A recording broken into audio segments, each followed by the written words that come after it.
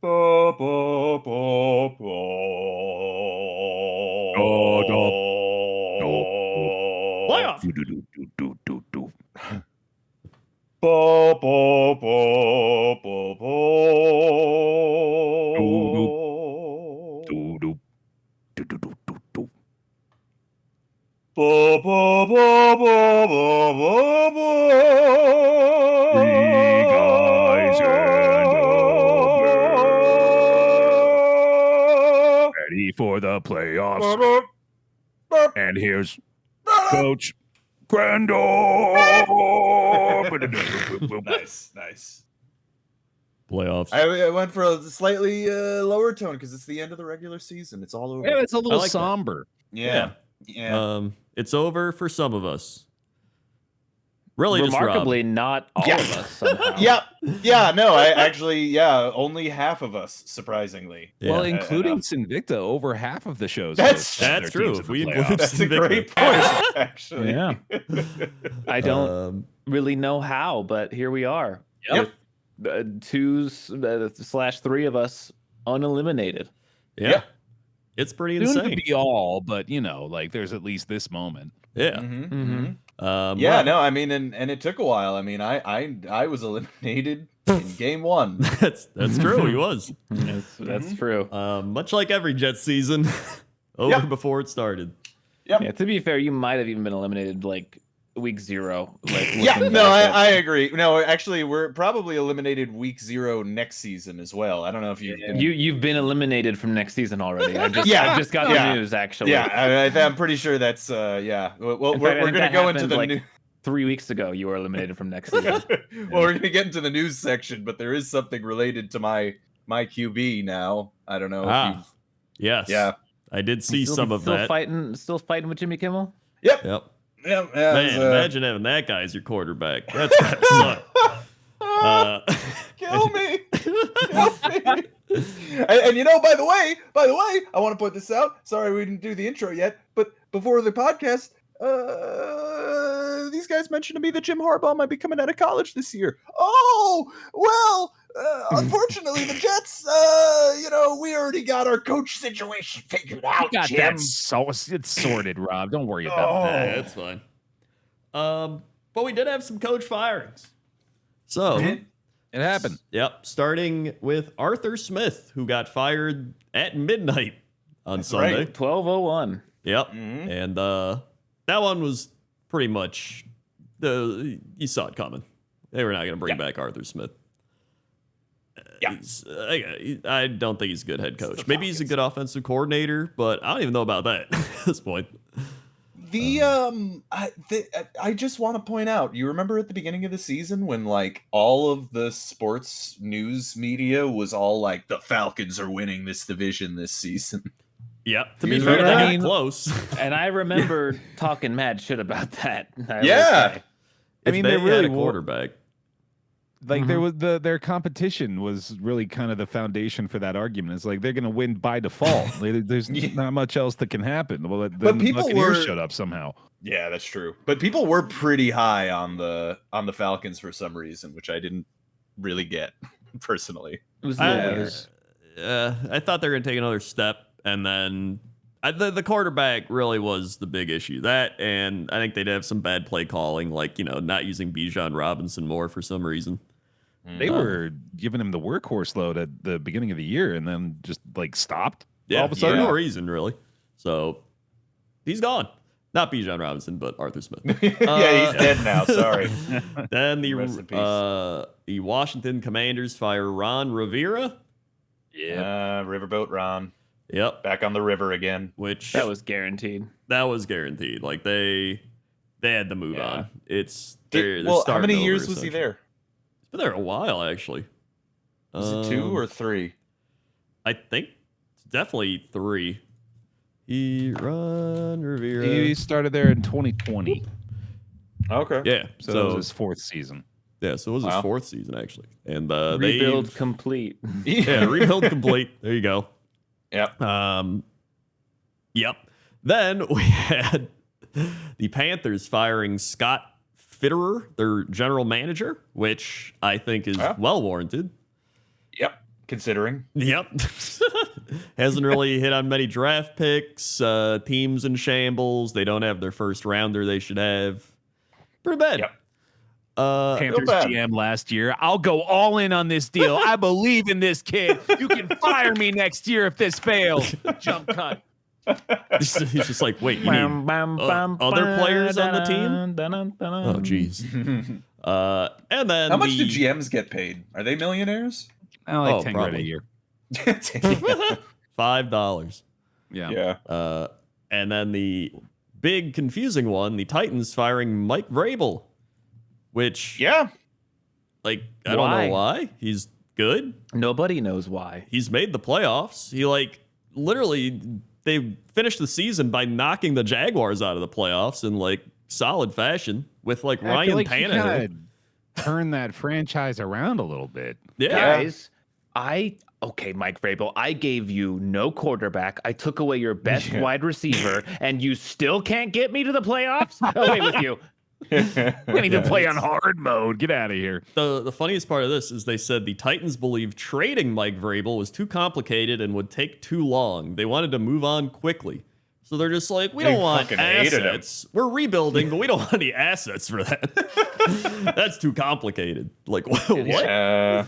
It's wild to me that Mike Vrabel's almost 50. That makes me feel so old. That is. But the rumors are he might go back to New England. So they could have probably even gotten like a 3rd round pick for him or something from New England. And by the way, that's if the Patriots get rid of Bill Belichick, which I am still very look, I understand, but again, I will make the same arguments that I've made for a while.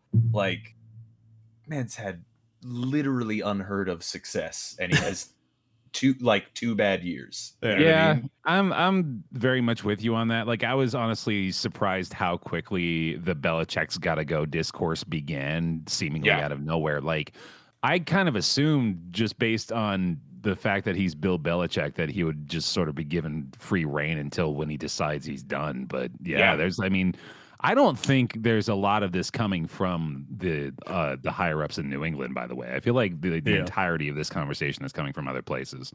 Yeah. I think so. But yeah, this it's gonna be a weird head coaching thing. I'm sure there's more firings to come, but some coaching firings making sense, some not making too much sense. But we'll see how this plays out. Then in other football news, TJ Watt not going to play in the playoffs this week, so that's pretty bad. That blows. Yeah, unlikely to play in any playoff game, honestly. I think they said we'd have to make like the Super Bowl for him to actually play. Well, that's not good. Yeah. Hey, it could happen. You never know. Any given Sunday. Dude, well, that would take Bills 3 any game. The Bills are the least of my worries. I mean, still though, like these Steelers against these Bills at home, I don't buy it for a second. Yeah. I think it'll be interesting to see how our offense does. I'm expecting our defense to do pretty awful, but at the same time, we're getting Minkah Fitzpatrick back, I think. We're getting DeMonte I forget his name. Well, so we're getting our safeties back, basically, I think. Yeah. And that's a big upgrade. So, and you know what? Nick Herbig he's got a chance to shine now. He was our like 3rd rounder, I think. And he gets to play, and he's been pretty good, honestly. He's made some huge plays, I think, on special teams this season. So I forgot I linked this in our thing, but it's funny how Washington had Ron Rivera, and they're like, man, we got to find a good coach, guys. In 2013, the Washington coaching staff was Mike McDaniel, Kyle Shanahan, Sean McVay, Matt LaFleur, and Bobby Slowick. Bobby Slowick is the Texans offensive coordinator, by the way. So plenty of pretty good candidates right there. They could have. I think I saw that team went like 3-13. Yeah. Well, that was the team. That's when they had RG3 and Kirk Cousins. That was the RG3 Kirk Cousins. That team was, I mean, RG3's first year was absurd. Yeah, he was crazy. He was good. Everyone was like, dude, this guy's gonna be amazing. And then they forced him to play the playoff game. They're just like, you got to play. And then he just made the injury worse. And then he was never the same. Yeah, they broke him. Yeah. Classic Washington. Yeah. But that's all the news I found. Is there any news I missed? News besides the coach firings. Yeah, there was one interesting point, which is that this is the first playoffs since 1998 to not feature either Tom Brady or Peyton Manning. That is pretty insane, actually. Yeah. That's what, 25 years, right? Just 25 years of just having one of them there at least every year. Yep. That's pretty first insane. one without him. It is I mean, it's kind of weird, honestly. It is kind of weird. Then I feel like we didn't really have him last year, so like it's not as weird. That's true. It was kind of weird last year. He was just there. Yeah. I did see the Dolphins are actually signing just numerous veteran pass rushers. That is smart. They signed Justin Houston, Bruce Irvin, and Malik Reed. So they're just like, guys, whoever wants to come here and rush the passer, we need you right now. So. Yeah, just run it forward. That's what you do. You don't really need to know any of the plays. Yep. So then we had football games, some of which were actual football games and others were not. Yep, a bowl. Yep. Starting with Steelers-Ravens, where the Steelers beat the Tyler Huntley Ravens. Boy, but did they try not to? Yeah. Man, I want to like go into next week with like a little bit of confidence because I don't think the Bills are very good, and I do think the Steelers have like they've been putting like decent scores up. Like I know it was the Seahawks and the Bengals, so like I guess that's not that impressive, and it isn't, but it was like the team seemed like it was existing, which is like a new thing for this team. They had visibly transformed. They were a football team, barely. And then the Ravens game happened, and it's like, okay, we can barely beat a bad team of backups. Like I know it's raining, but like, what's going on here? The issue of this game is that we came out and had like an incredible first drive. I think it was the second drive, but it was either the first or second drive. And we just went right down the field. Run game was like getting 8 yards a carry. It was ridiculous. It was like, oh, let's go. This is awesome. If we can just keep doing this, the game is just over already. Like we're making them look like fools. And then the Ravens were like, what if we just don't play the pass? Like, we just defend the run only. And the Steelers were like, what? And they just kept calling runs, and it kept not working at all. And it's like, guys, we got to throw the ball eventually. Like, it's not going to work. And then in the fourth quarter, which I don't know why it took 3 more fucking quarters to figure out that we should probably throw the ball, we threw the ball, and we got like an 80-yard pass to Deontay Johnson, and that essentially won us the game.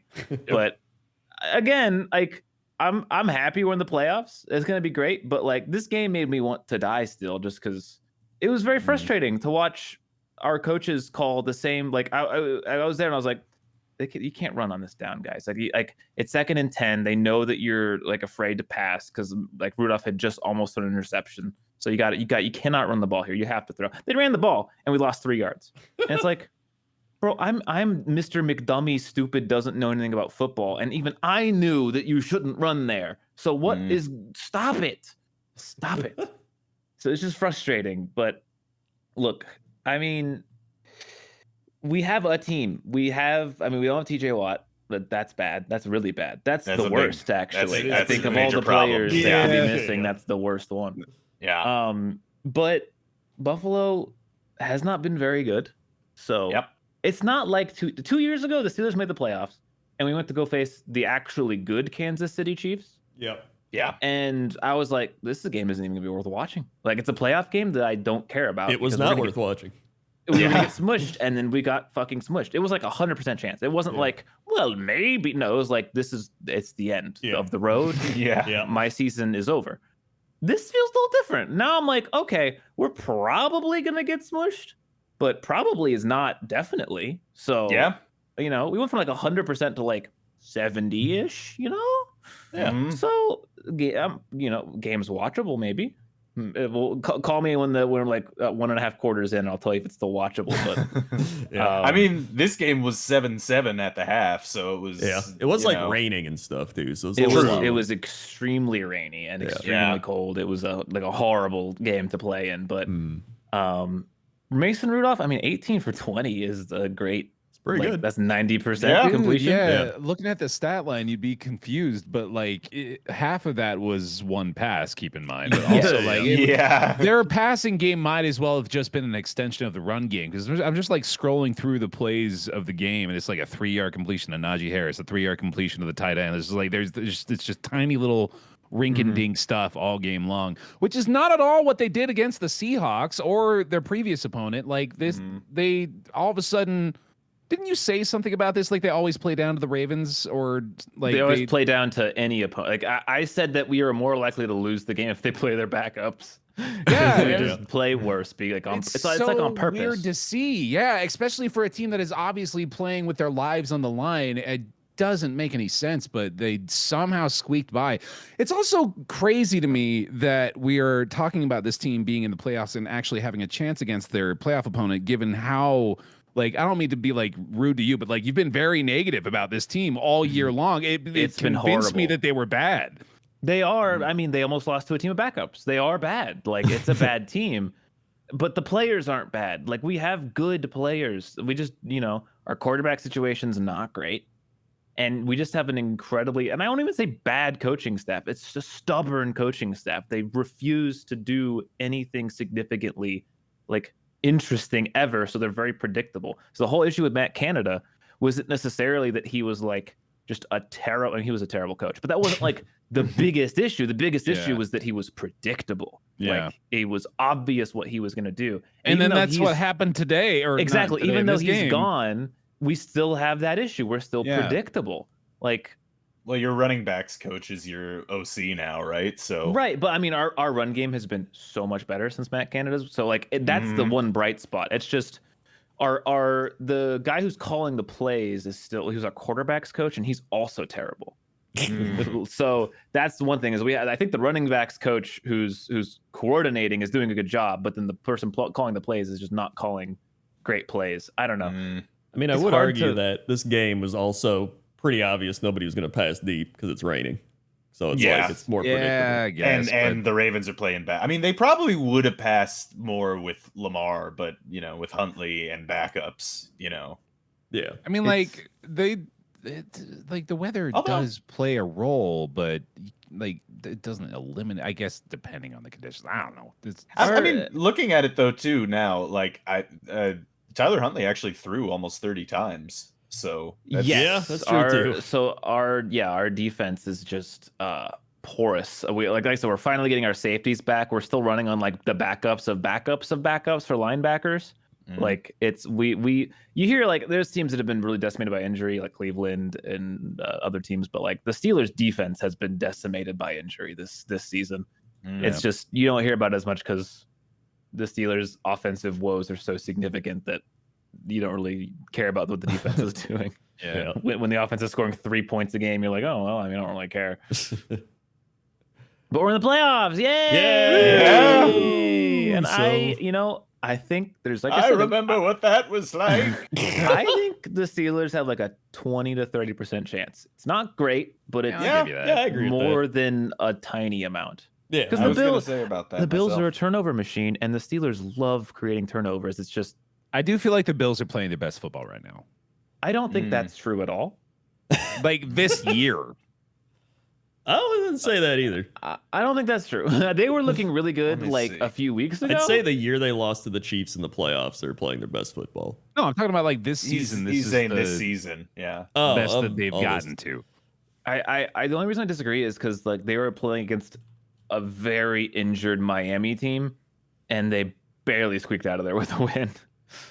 The Bills are such a weird team because it's like they're very like streaky or like unpredictable. Like they'll just they can fire off points like it's nothing, but then they can also just stall, and it's like they're not doing anything. I'm trying to remember the beginning of the season. Okay. Oh yeah, all right. So they beat the Dolphins like 48-20 in October, and then. But then they started playing like shit, which like everybody started to wonder like what's happening to them because like they lost to the Jags, they lost to the Patriots for God's sake, lost to the Bengals, fucking Patriots, lost to the Broncos. They barely beat the Giants. But then they did go on a really good run. Actually, that's what I'm saying. Is like they're hot when you need to be hot. They like remind me of the Bengals a couple years ago. Yeah, they really strike me as a team that can win or like win it all or lose to the Steelers in the first round. It's either it's they could do. I could actually see that. Yeah. It's exactly that scenario. That's why I think we have a chance. It's not because I think the Bills are bad. It's just because I think they can be very bad. It's a team where you just don't know what you're gonna get when they walk onto the field. They lost to the Jets too. You know, if Josh Allen has a bad day and it happens to be that Sunday, then like when you play the 49ers, you know what you're gonna get. Like they're gonna do what they're gonna do, and it's just gonna be like, can you play football and not turn it over? Your best football. Yeah, can you play your best football? Well, with the Bills, it's kind of like they might be really good today. Like I don't know. And there's a few teams like that. The only thing that worries me about this game for the Bills, like if I'm a Bills fan, I'm like, oh god, I hope they don't crush us in the run game. Yeah, because that's what we're gonna try to do. Yeah. So if they can't defend the run, they might this might be a game where the Steelers have like 10 extra minutes of possession, and if the Bills turn the ball over a single time, they're gonna lose like 17 to 14. 13, you know what I mean? Like it's gonna be one of those games if they don't properly, if the run game succeeds and they turn the ball over. Well, it's also in Buffalo supposed to be snowing. Oh boy, that's a run game. Windy and snowing. A big thing about all these games is that there is I believe, a huge winter system coming in this weekend. That is going to make it's getting down to like 16 degrees where I am. That's freak shit. So like the Kansas City game Saturday night, I think it's supposed to be 1 degree. Oh boy, that's gonna rip Miami, dude. We're killing the planet. Oh boy, we're all gonna die. Hilarious. So I did also just look up the stats, and the Bills are kind of middle of the road in yards per game allowed to the run game. They allow 110.6 per game, which is actually quite a lot. I think they've had some injuries up front. Yeah, it's been bad. Before we move on from the Steelers as well, I need to link you guys something about climate change. I'm Greta Thunberg. They found nanoplastics in the water bottles. In the water bottles. I just want to tell you guys, currently, like Myles Garrett and Micah Parsons are the top 2 candidates for Defensive Player of the Year. Right? Yeah. I think that's the general consensus. I'm gonna link you an image, and I want you to see why I'm pissed. This is the why I'm actually pretty goddamn upset image. Just look at that and you'll see why I'm upset. Just as an auditory aid for our listeners, this is an image very clearly outlining TJ Watt as the statistical superior to both Myles Garrett and Micah Parsons in basically every metric. Basically every important metric except PFF's sacks if the universe was alternate. World. Just want to say, I have to, because if TJ Watt doesn't win Defensive Player of the Year and one of these two wins it, just look at the image. Just I mean, that's hard to dispute. It's pretty indefensible. The thing big to me is 7 forced fumbles. Pretty insane. Yeah, that's a lot. I find myself wanting to question the per 10 snaps, but I don't think that matters at all. I'm pretty sure that honestly makes his case even stronger when you think about it. Just averages it, right? Yeah. Not to mention TJ Watt also drops into coverage a lot more than either of these two players as well. Just a food for thought. If TJ Watt doesn't win Defensive Player of the Year, then fuck you. I mean, seems reasonable. I haven't paid that close attention to the Defensive Player of the Year, but I wouldn't be surprised if it worked with similar rules to the MVP, where it's like wins plus. Oh, it definitely is. Hey, these are 3 playoff teams. Just saying. I mean, technically true. Steelers probably don't even get in without it. Dude, I can't believe these are 3 playoff teams. None of these teams are going to win the Super Bowl. Speaking of playoff teams, the Texans have defeated. Speaking of teams that aren't going to win the Super Bowl, but I wish would, because that would be so much fun. The AFC South champion, Houston Texans. Woo! Yeah, CJ. You know, it's funny, the Texans, because they're rebuilding, right? This is their rebuild year. Oh, no. And they're in the fucking playoffs. Rob. They're in the playoffs. Rob, they have a generational lucky pick talent at quarterback. Okay, it's different. It's crazy, dude. Imagine making the playoffs your first year of your rebuild. It's unbelievable. Nonsense.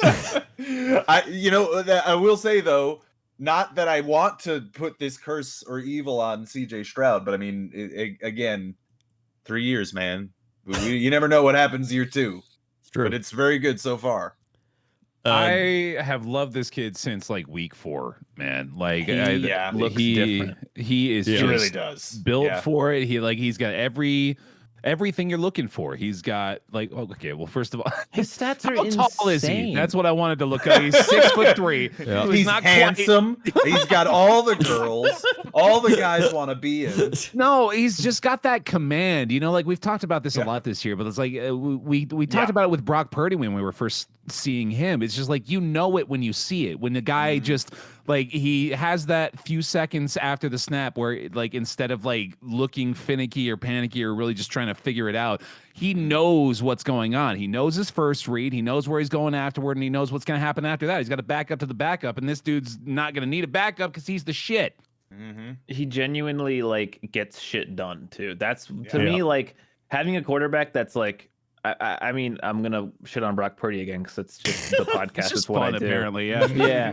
But no, like, I mean, whereas Brock Purdy like can't get it done, I feel like CJ Stroud does. Like, CJ Stroud's behind in a game. It's one of the best statistical seasons. All right, anyway, sorry. Go on. I'm saying when he's behind, he looks like dog shit when he is behind. All right, CJ Stroud has like 3 like last second incredible game winning like touchdowns and drives. He's got that Mayfield clutch. He's got factor. the magic. All right, I agree. Hey, fourth quarter comeback. Brock Purdy shot my pet hamster. With a BB gun. The thing about come on. The thing that I notice about CJ Stroud actually is that his pocket work is really good. Like, he's very good at move. He looks like a veteran moving around the pocket, which is usually like that's one of the things that the young guys don't have, you know, coming out of college, right? Like they're not able to work the pocket. You seen Bryce Young play this? Yeah. Well, I mean, hey, look, there's there. Come on. It helps to have a line that can block a little bit, you know, but still, yeah. I mean, even like, still, irrespective of that, he's just it's like you're saying, like, he's just so comfortable. Like, he's able to move. He's able to step up in the pocket, see, and he's got legs too, so that he can, you know, if there's a lane, he can actually hit it. Which I think Bryce Young would be a lot better if he had legs. Yeah, exactly. Like, that's a disadvantage for Bryce Young. Disadvantage. Yeah. Someone's got to do something about that, because I feel like that should be anti-competitive. Can't believe no one's addressed it yet. It's the end of the year. I will say, Nico Collins, 195 yards and a touchdown receiving. That's pretty good. And on the other side, Jonathan Taylor was carrying this. 188 yards and a touchdown, 30 carries, and then he got hurt late game. And I think that really impacted this. Don't be hurt too bad, Johnny. I need you next year for fantasy. The other stat that really shows here is the Colts converted 1 of 11 third downs and 0 fourth downs. Yeah, really bad. Somebody mentioned it in our group chat, but I'm real glad we don't have to see these Colts in the playoffs. Yeah, I was about to say the exact thing. They're sad, dude. I was gonna say thank God they dropped that touchdown or first down. I mean, important to remember, this is a team that is not with their start. This is a backup QB team and has been since like week 4 or 5, right? Yeah. So. But it's just like the Texans are so much more exciting compared to the Colts team. Like I want to see in the playoffs is a team with a backup quarterback. Okay. Listen, I love Minshew meme magic, but he's a backup quarterback. I think he's shown it. I feel like he's embraced that too, which makes him even cooler in my eyes. I think it's all the girls, and like we're talking about. And he's like a top tier backup, dudes. Yeah, he's a very solid backup. Yeah. I mean, he's still young. He's still super young too, right? Like, he's like 25, I think. I'd say like 28. Yeah, he's gonna have a. let's see, 27. Oh, there you go. All right. So yeah, he's gonna have a long ass career. So yeah. So it's a good spot. Yeah, and he had a great season, very good. But thank God the Texans are going instead. Go Texans! I'm rooting for the Texans as well. Yes, I agree. Well, they're playing the Browns, so. Oh, that's easy. But I mean, I do like. We'll get to it in a second. We'll I mean, we'll get there. We'll get there. Because we got to get to the real AFC South story. Yeah. Jaguars, Titans. All the Jaguars had to do was win the game, and that's really they've just had to win one game in the last like 5 weeks or something. They couldn't do it. So no, you I need to say something that people need to learn their damn lesson. Okay, don't make some damn dumbass celebration with the terrible towel. Don't do it. Every time a team does it, something stupid like this happens, and you deserve it. Like, don't do it. The Titans did it back when they were the #1 seed in the NFL, and they got roasted, toasted in the playoffs, and the Steelers went on to win that Super Bowl. Don't do that. The Jags this year, they whooped our ass, and then they did the whole look terrible towel, high fucking nerds. And now look, after that, they went like 3-8 after that game or some shit. Yeah. Like, don't do it. Don't do it. Don't do it. Oh, what a season. So I just want to make 100% sure about this. The Titans had absolutely nothing to play for this game, right? Like they made their draft position worse, I assume, by winning this game. Yeah. This was the Derrick Henry wants to go out on top game. I buy that. Yeah. That makes sense. Afterwards, he was like, I hope I was an inspiration to all the kids out there. And he's done. Is he going to retire? Yeah. Shit. Well, I mean, no, he's going to somewhere else. It's just, I think he's just saying, like, he's done in Tennessee. I mean, I don't know. Based on what you just said, that sounds like they're going to take him back behind it if I was out to the dude. shit. I mean, he could think about it. Yeah. He might contemplate it. He's made not old millions. Yeller, Robert. That's what you said. That's what it sounded like. At the same time, maybe he thinks about it, and then you hit the off season, and then a good team offers you money. And you're like, hey, I can go play with like a good quarterback and a system and all this little stuff. McCaffrey Henry backfield. You know what I'm talking about? He was supposed to go to the Ravens. He'd probably go to the Ravens. I could almost see him like retiring for the regular season and then seeing running back. That'd be great. But yeah, this is the Jaguars. Literally, Uno reversed us. They gave us last year as like they're ahead of schedule, and then this year they went back and they're not on schedule anymore. I'm kind of upset that this team finished 9-8. Like, how the fuck? Trevor. Okay, so collapse, man. Trevor Lawrence in general has looked average. Yeah. And he gets injured. They force him back from the injury. He looks like shit the whole time. Yeah. I don't know if he's still injured. I'm going to give him the benefit of the doubt and say he is still injured. Yeah. Because that's only fair. But like, what a fucking lesson in not doing this. We said it when it was happening. Why is Trevor Lawrence playing?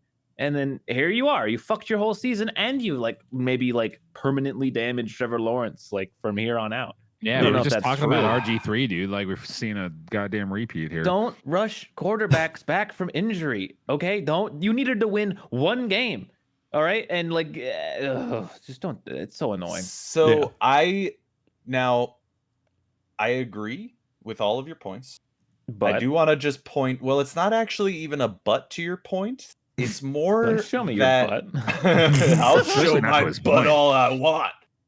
This is an audio medium. This is sound check, Rob, dude. He's getting out of hand again. It's going crazy. I'm naked right now.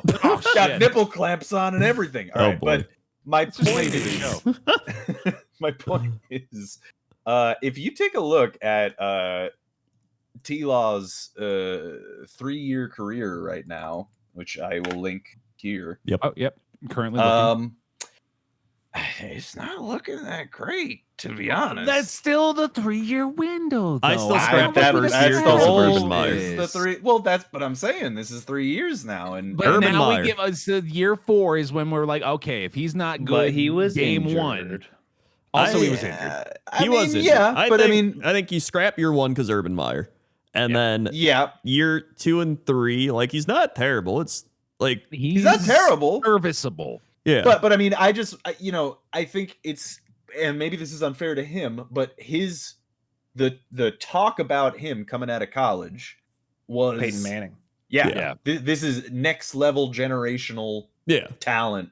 He was he remember he won every game that he ever played in before the NFL. Literally, if you look at the top of his Pro Football Reference page, his nickname is the Prince Who Was Promised. Which, what the fuck? First, I think it's because he's got the longer hair too. Like he's like, kingly looking motherfucker. They actually put in a Game of Thrones reference in as a nickname. That's but like, I think this next year will be his defining year. But like we will figure it out for sure next year. Yeah. But like he's looking like that quarterback where it's like, he was the Prince Who Was Promised, but like he's all right. Like is that what we were promised? I don't know. I don't know. Yeah, like at this point, he's at a trajectory to be like Derek Carr. To be honest. Oh no. Yeah. He's looking kind of or like Ryan Tannehill. Like I feel like he's not that bad. I mean, I don't know. Hold on. I'm gonna look up Ryan Tannehill. Look it up. Oh no. Well, I'm curious to know. I mean, like we talk about this all the time, and the 3-year window is coming up. So like I feel like this definitive year is gonna show us the truth. Yes. Oh boys, I hate to break it to you. Ryan Tannehill, arguably had a better first 3 seasons than oh boy. Than, I mean, if you here look at link it for you. That's Lori T and Tanny Rye. You're right. URLs there. I think honestly, out of all the quarterbacks that are like, okay, this guy should be some of them, I think Justin Herbert is like the most underrated because he's just with the Chargers and he's like putting up like crazy number. He threw for 4,700 yards last year, and 5,000 yards the previous year, and he's like doing great. Even this year, he had 3,000 yards. QBs don't even do that anymore. Yeah, like this year he had a down year, which was 3,100 yards, 20 TDs, 7 interceptions, and only played 13 games, half of which he was injured, and his receivers were just dropping shit. He was just like frustrated. His coach is an idiot. This dude is probably the best quarterback in the worst situation, I would say. Yep. Yeah. So. I can't believe I know why they re-signed him, but like I can't believe he re-signed with them. I know. He's just Philip Rivers again, man. It's happening. I mean, I guess if you live in a place and you want to stay living in a place, Yeah. But this game, back to the game. Like the Jaguars, I mean, they had Travis Etienne Jr. He didn't do great. He did okay. Calvin Ridley actually had 106 and a touchdown. Evan Ingram had 79 yards and a touchdown and 10 catches. Like they didn't have terrible weapons for him. Like there's some decent players, but I guess they still need more. I don't know. But I mean, they definitely need more. But are just killing. The turnovers. Lawrence has a lot of ints this year, I think. Yeah, I think so too. He's at 14. 14, and let's see. And he missed like 3 games, didn't he? So. Yeah, well, he's missed he's only not started 1 game, but he's also has 12 fumbles. Oh my god. Yeah, that's bad. That's pretty bad. 12 fumbles and 14 interceptions. So that's in terms of total giveaways, the Cleveland Browns are number 1 at 37. That's insane. Christ. To put it in perspective, the Texans are the lowest at 14. Oh, interesting. So the Jaguars were at 30, so that's still pretty bad. I've heard players and coaches and stuff say that turnovers are the least consistent thing, like year to year, right? Kind of thing. So I wonder if that's affecting the Texans. Like maybe they're just getting very good luck on turnovers this year, the turnover differential, and that's helping them. I don't know. Yeah, I don't know. Interesting. But that was that game. Then we had Lions-Vikings, where the Lions beat the Vikings and nobody was surprised. Yeah. Although, I think Sam Laporta got an injury this game. That was the biggest news out of this game. Was Sam Laporta did get hurt. I think he hyperextended his knee and had like a sprain. So like they don't know if he's going to play, but if he does, he's definitely not going to be fully healthy. So at least he didn't tear his ACL, so that's good. But yeah, the Lions probably run him on decoy routes and stuff. Yeah, you could do that. Amon-Ra St. Brown popped off 144 yards and a touchdown. Jared Goff, 320, 2 touchdowns, pretty good. On the Vikings, Nick Mullins actually did all right. 396, 2 touchdowns, 2 ints. I mean, for Nick Mullins, I'll take that. Yeah. It really is just Justin Jefferson, 192 yards and a touchdown. That's the offense. Mm-hmm. And that was pretty much it.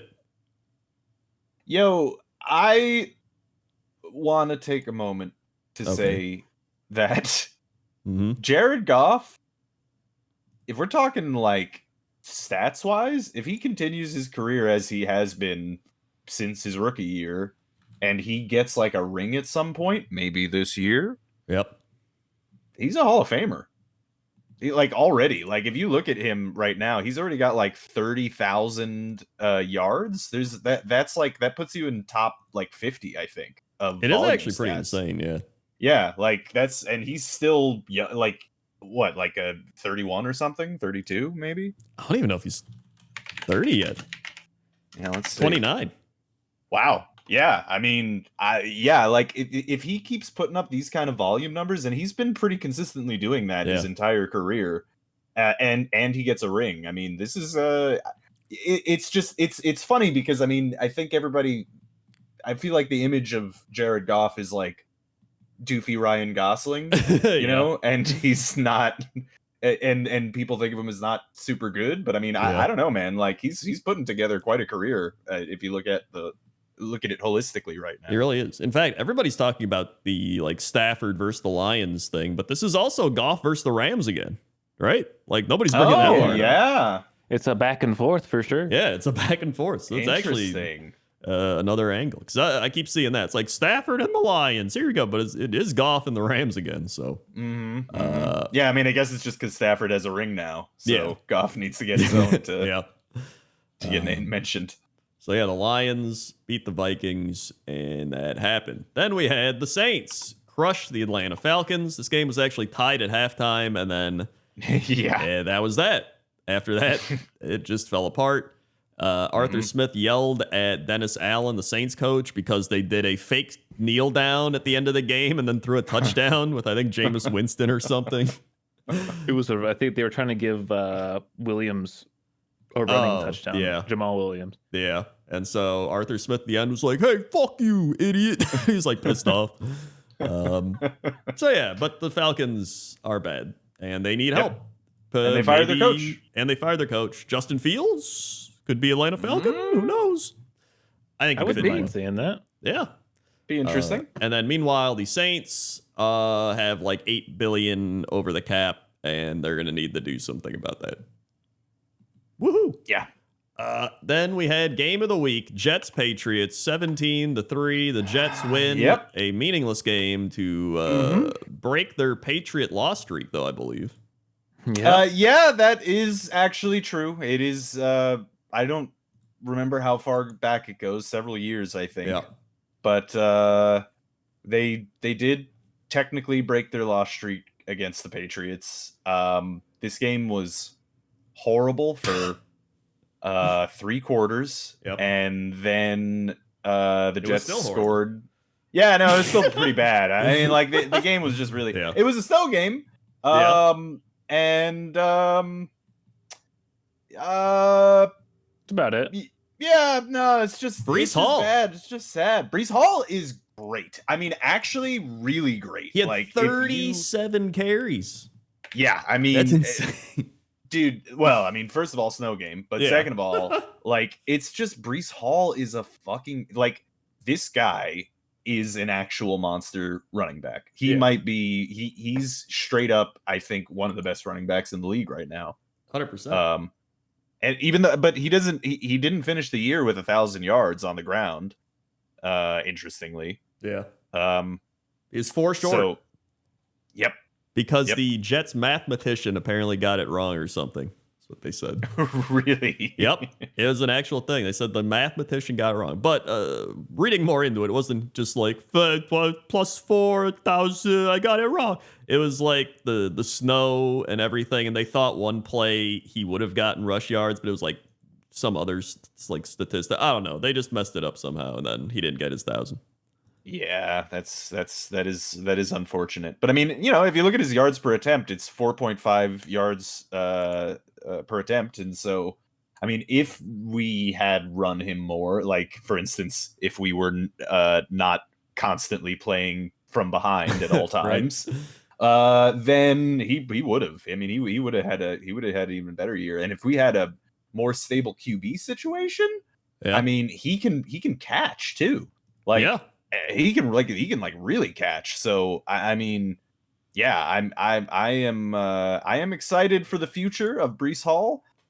I am sad to pretty much expect the fact that he will do all of his best work not on the Jets. But you know, I forgot the Garrett Wilson quote. I don't know if you read that, but no, I didn't. I have purposely been staying away from Jets news because I hate them. Well, Garrett Wilson said this was the worst year of his life. Oh, good. Well, I mean, Garrett, I got something to say to you, my friend. You spent what 20-something years not being a millionaire, so you know, maybe drink some champagne. And no, please don't leave. Please don't leave. Yep. He's gonna. I mean, they're all gone. They're all gone. Yeah. So yeah, another Jets season in the wraps, but maybe next year Aaron Rodgers will play more than 4 snaps. Yeah. And maybe fight Jimmy Kimmel and fight Jimmy Kimmel the whole time. So I'm glad we're done with that. So that's neat. Bear. Bear's not here, unfortunately, right now for the Patriots. Well, the Patriots are bad. They're rebuilding. Ezekiel Elliott was quoted as saying the snow game sucked. He was excited to play in a snow game, and then he did, and he was like, it kind of sucked. That's what he said. So, I mean, would think so.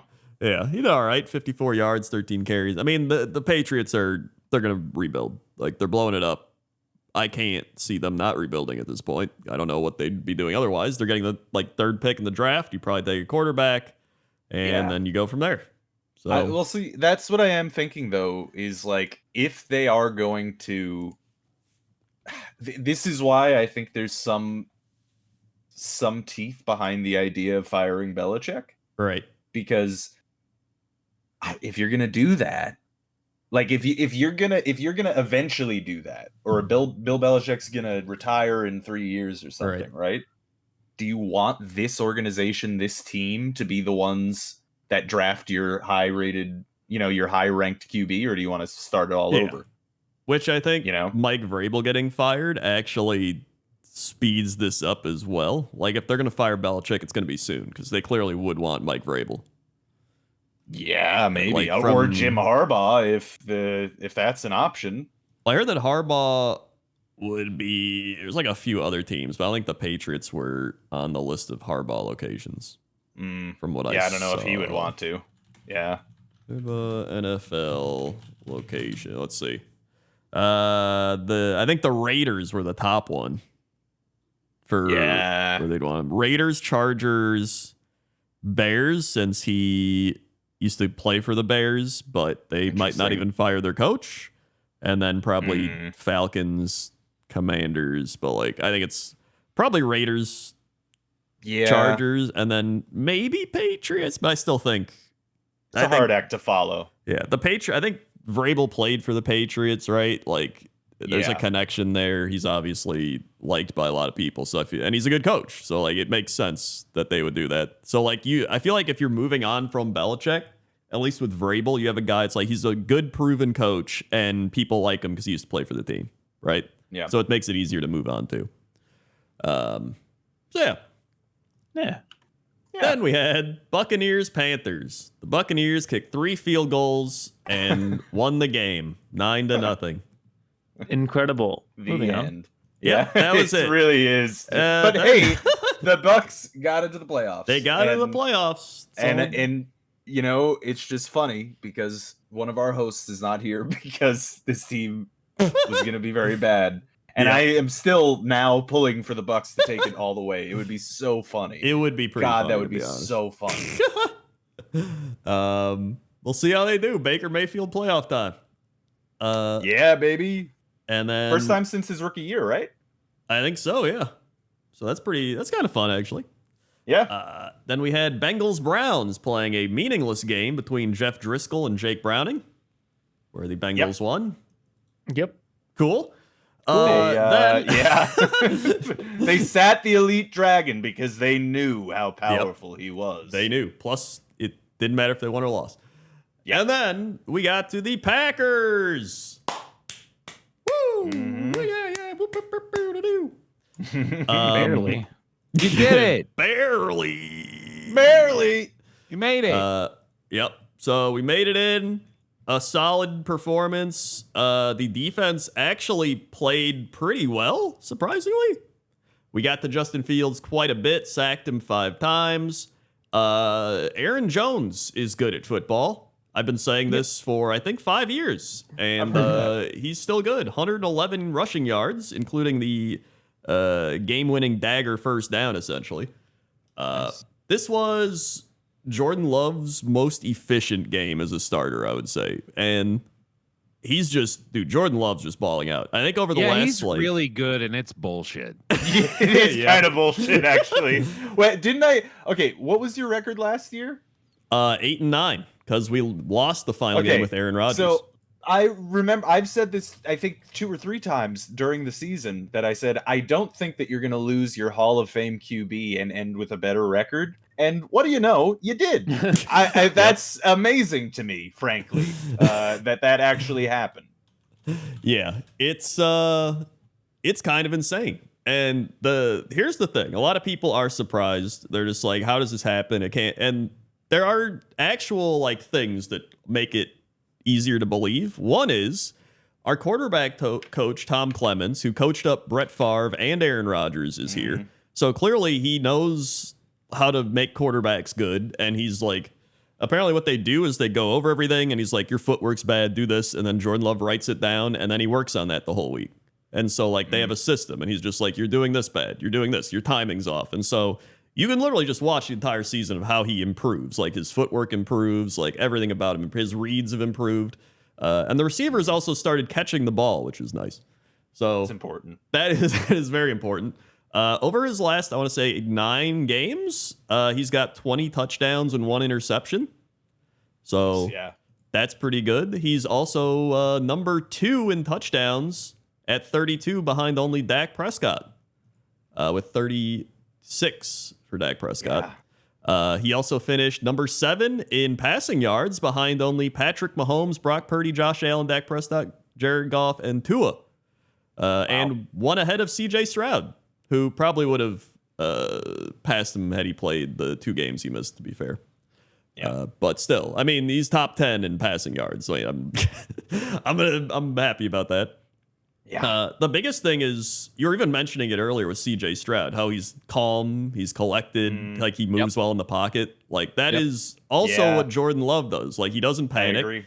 There was, I think it was the Chiefs game. He was like getting pressured, and instead of being like, he literally just stood in the pocket, stepped up, looked around, and found a guy open. Like he just doesn't panic.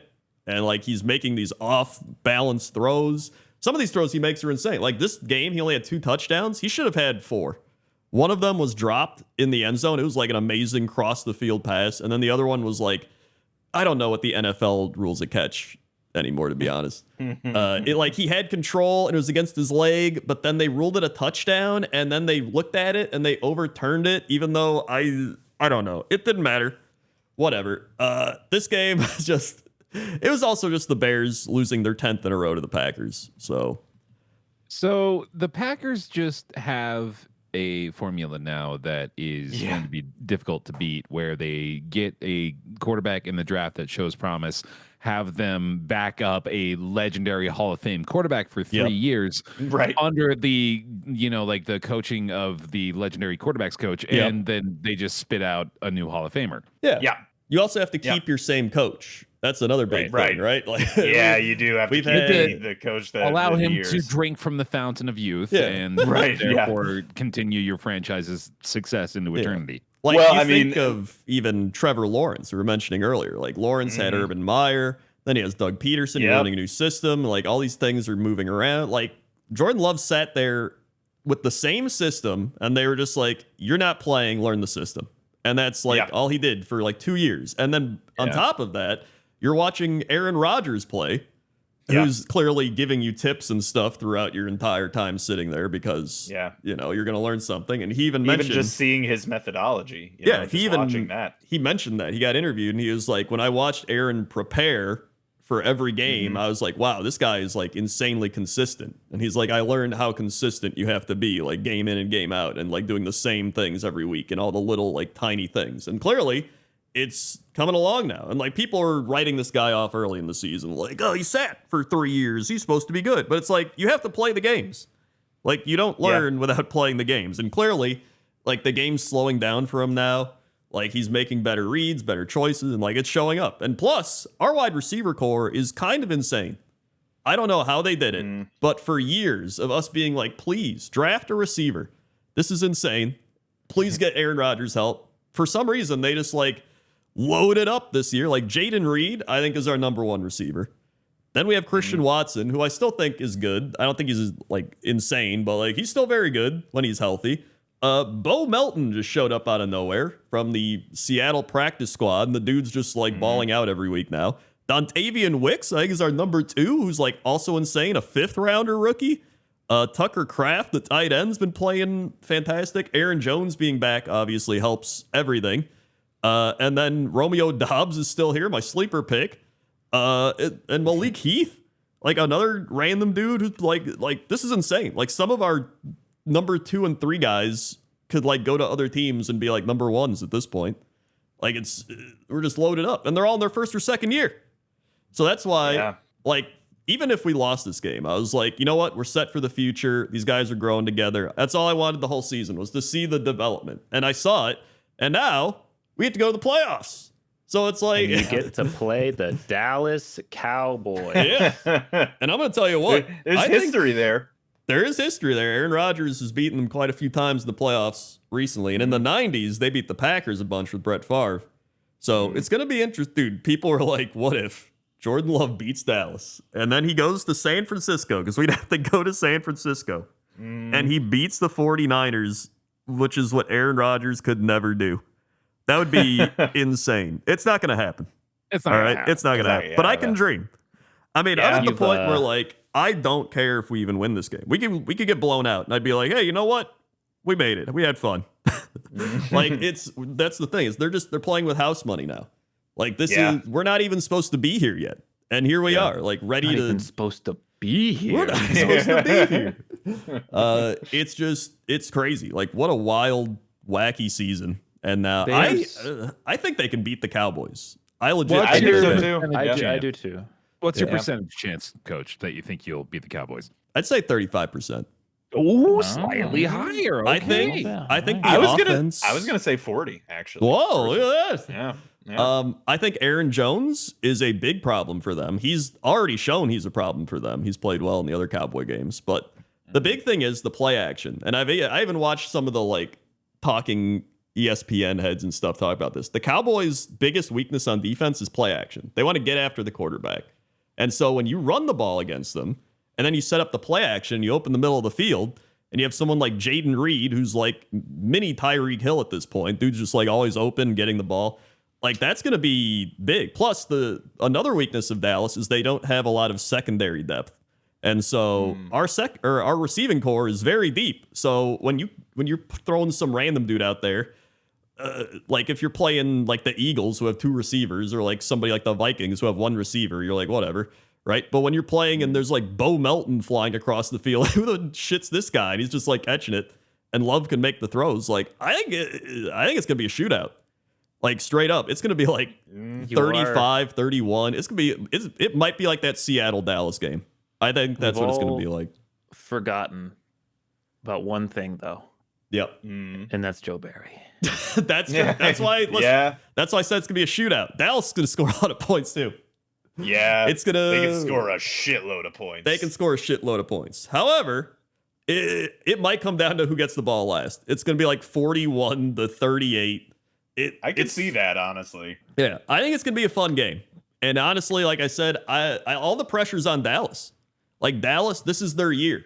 They've been trying to make the playoffs and win in the playoffs for so long. Dude, now they finally Dallas's year. Yeah, but this is like, but they're America's team. I know. They're the team of America. They've won the division. Not an American. You've won the division. Everyone thinks they're going to go like they're like the 49ers are the only team in our way. But like if they start getting ahead of themselves and you come out this game, normally the Cowboys like to get ahead and play ahead. If you come out here and you're overconfident and you just start going down like 10-0, 14-0, and you're just like playing from behind, like it could start getting a little crazy. And then they got the pressure of like, we got to win this game, guys. Like who knows? Like that's why it's the wild card. Yeah.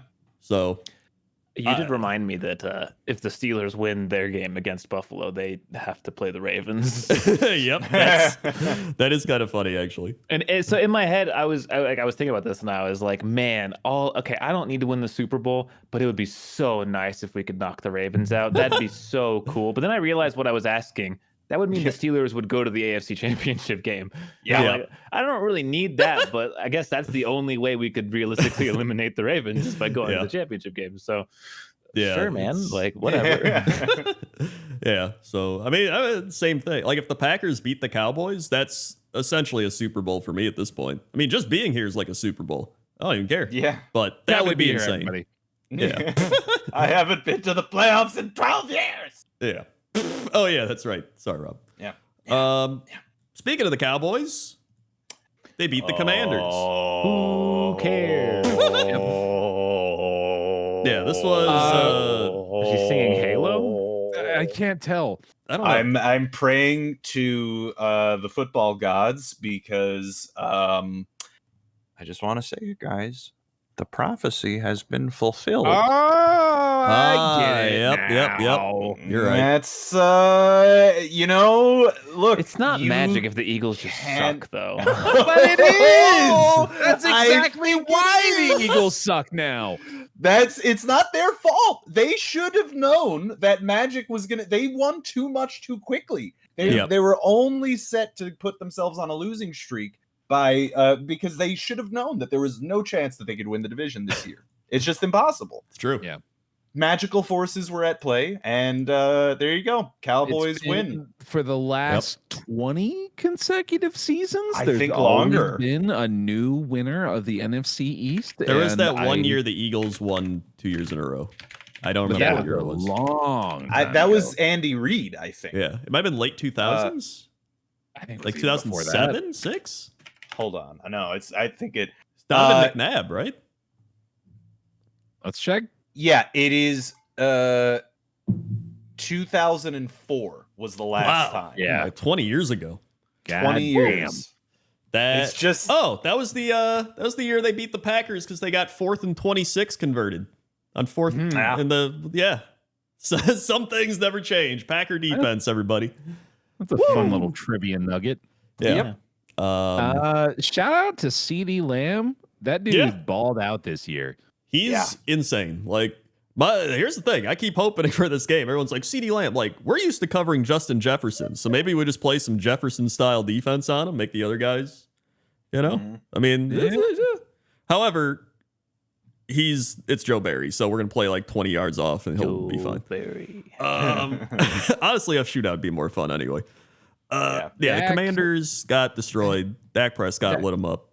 He had a pretty easy time reinforcing his MVP case, but I mean, no, I know I don't feel good about it either. But it's gonna go happened. to Lamar. Like that's probably.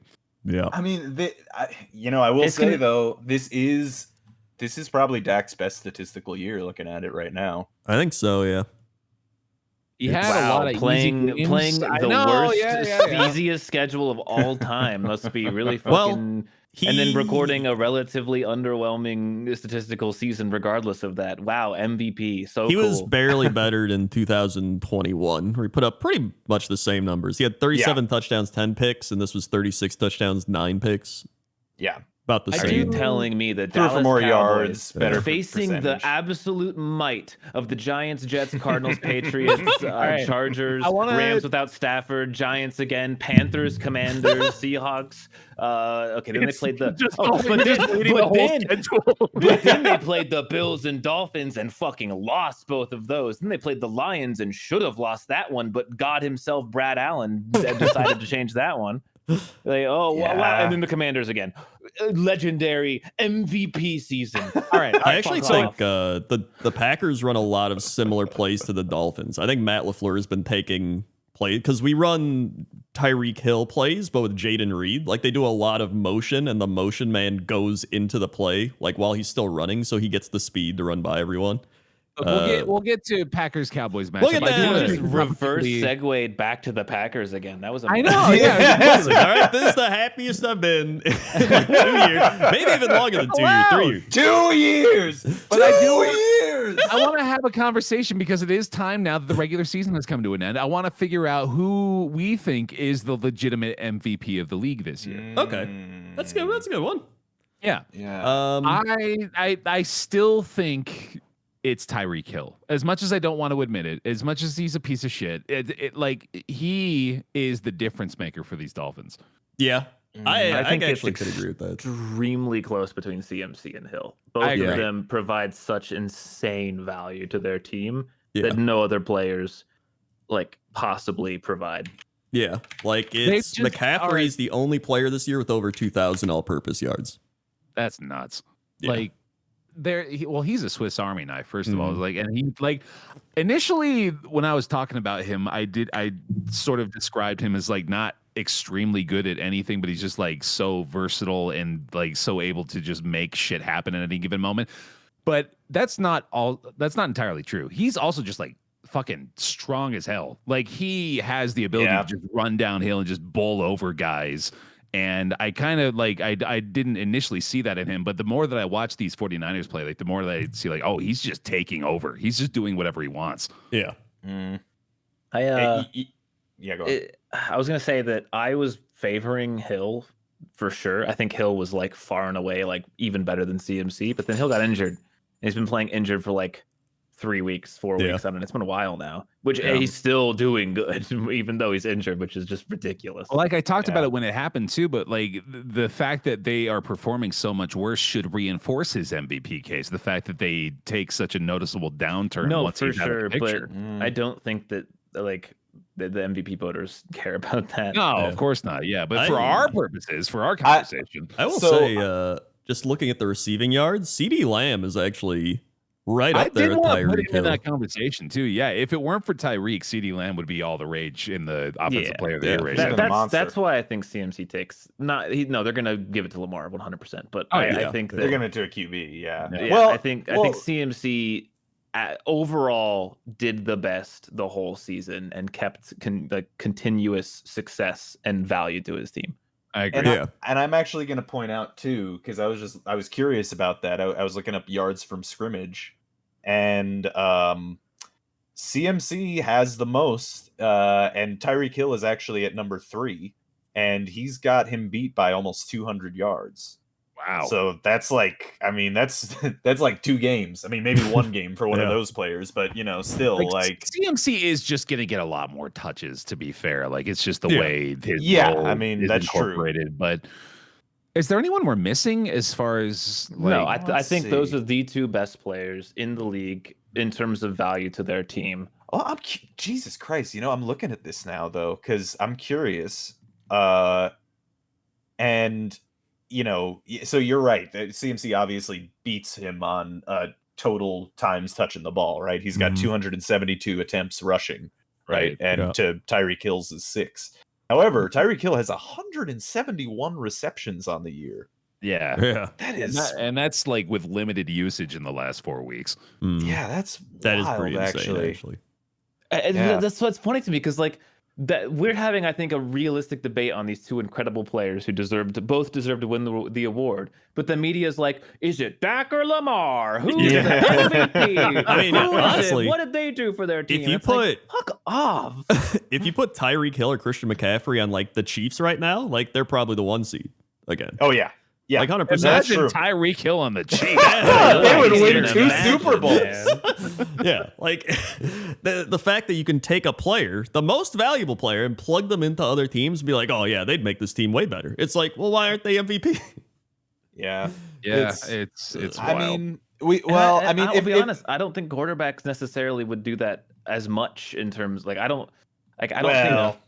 I think there are situations where there are teams that just need a quarterback. But I don't think you put a good quarterback on any team and suddenly that team is infinitely better. Yeah. You know what I mean? I think if you put Lamar Jackson, Brock Purdy, and these guys on the Panthers, I think they probably would have had a much worse year. I feel like you said Brock Purdy just to piss him off. I did. Well, he's also in the consideration. So here's the thing. I think it's the same with, Tyreek Hill, Christian McCaffrey, and another QB, but it can't be any QB. There are just some like those players that are just better than everyone else at the time that they're playing. I would say the thing is that I mean, look at Mahomes this year. He's got. I think he's finally shown that when you take away everything and you just have the quarterback, it's not enough. Even though he's the best quarterback, it doesn't matter. Like, he doesn't have anything to work with. That's true, but he's still putting up. I mean, they're still in the playoffs. His literal statistical worst season of his career this year. Yeah, he did. But I mean, the worst statistical season of his career is 67% completion percentage, 4,100 yards, 27 touchdowns to 14 hits. So I'm just his saying worst is. But the only thing that I want to point out is just times that's happened before in the past, right? Like Peyton Manning going to the Broncos, right? Or like I said, I think there are situations where if that team just needs a quarterback, then yes, it will make them very. No, but see, better. I don't think it's just that, right? Because I think I agree with what you guys are saying. If you put Tyreek Hill on any team in the league, that team will do better. Yeah. Right. And I think that is also true for certain QBs. I don't know which ones are in the league right now. Probably Mahomes, I would think. I mean, if you put Lamar or Mahomes on Atlanta, they're probably in the top 4 teams in the NFC. They're probably in the playoffs. They're 100% in the playoffs.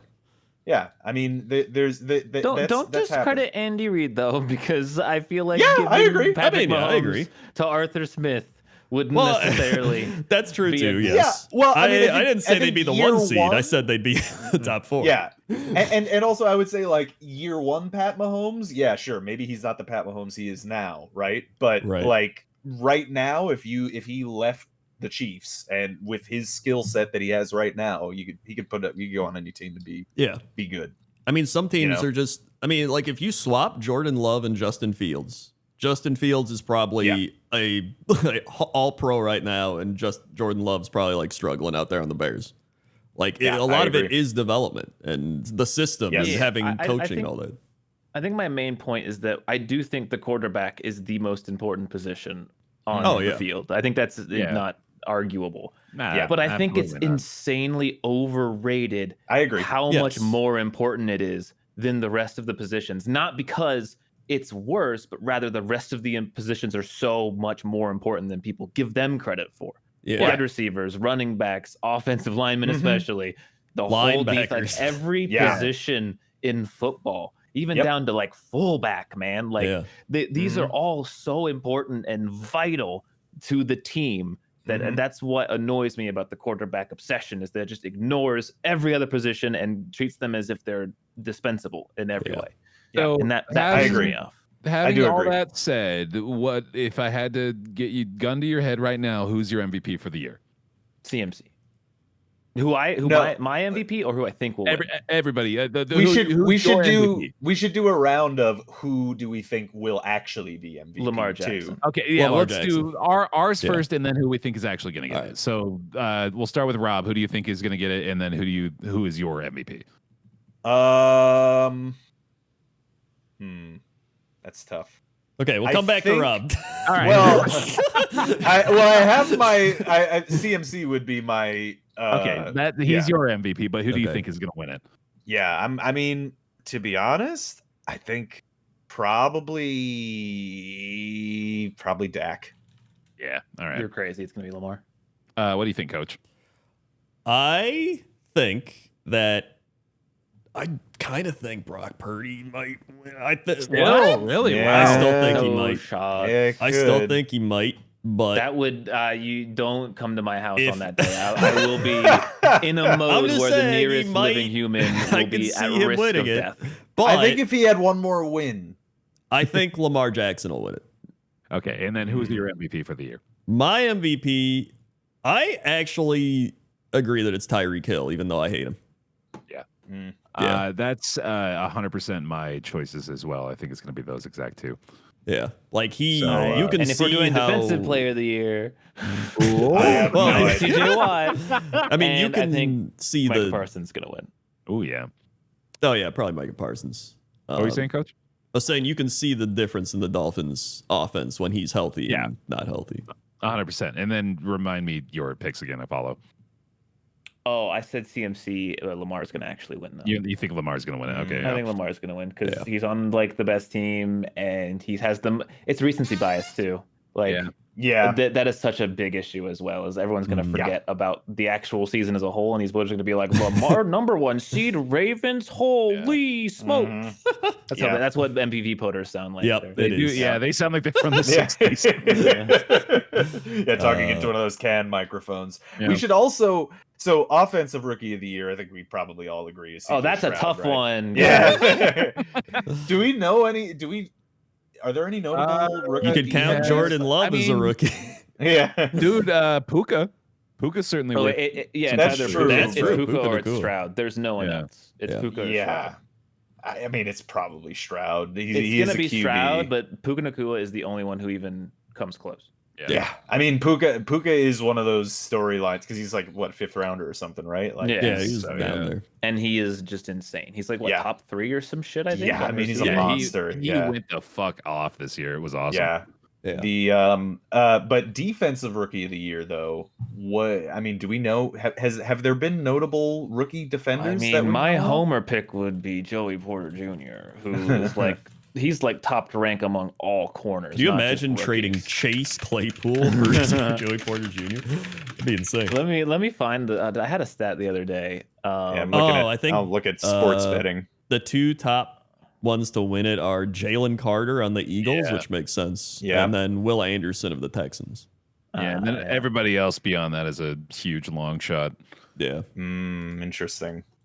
Which is pretty fair. I mean, that's 2 of the top people drafted this year in the first round.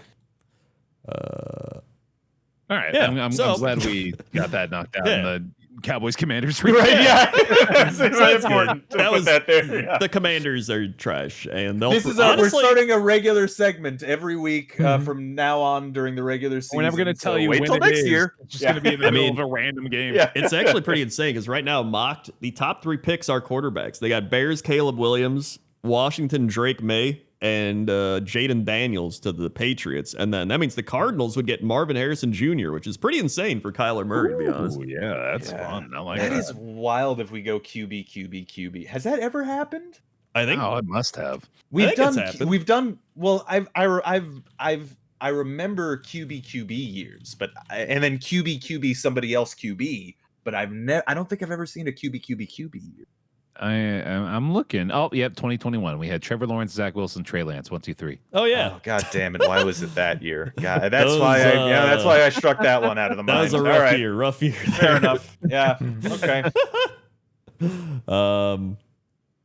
By the way, the 2020 draft class for quarterbacks is kind of insane.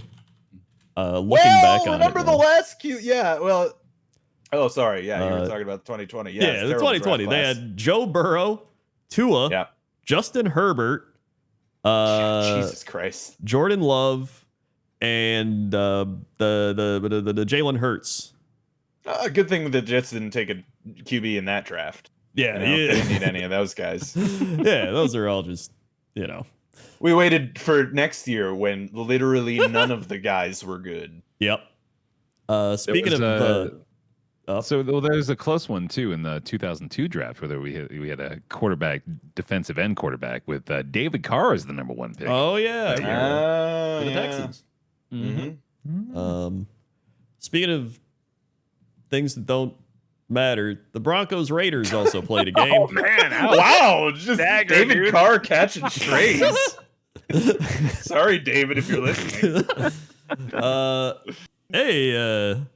Well, Raiders won this one. Honestly, the Raiders should just hire Antonio Pierce. I don't know why they don't. Probably because it's the Raiders and they won't do it. So, it's the Raiders. Yeah. He should get a job somewhere if they don't bring him back. like 100%. What the fuck is Denver gonna do now? I mean, they're getting rid of Russell Wilson. What the fuck's happening there, man? And they traded for Sean Payton. They don't have any picks for anything, and they're getting rid of their QB. Getting rid of a potential Hall of Fame Super Bowl winning QB. A 2-time Super Bowl winning Hall of QB, right? Oh, was it? Yeah. Okay, fair enough. So they got should have been 2, but they didn't run the ball for some reason. Right. They do have the 12th pick in the draft. Then they have a 3rd, 4th, 5th, 7th. Yeah. So they do have their first round pick. I mean, they could. That's important. But I guess they could take a quarterback there. There's like Michael Penix Jr. Although he kind of looked like ass in the championship game when he got blitzed a bunch. So I don't know. There's like the Michigan guy. There's like some other quarterbacks in this draft that'll be there. But what is happening in Denver? Like, what is I John don't think Elway? Denver even knows. No, he's gone. Elway left. Yeah, Elway's gone, right? So do they have a head of football operations right now, or is that just not a position? They don't know about football. I think they had a plan, and the plan fucking collapsed, and they had no backup plan. So we're in fucking pure panic mode now. I think. It's definitely at that point. So I guess they'll figure something out. Yeah. Yep. And then we had the Giants beat the Eagles, and the Eagles.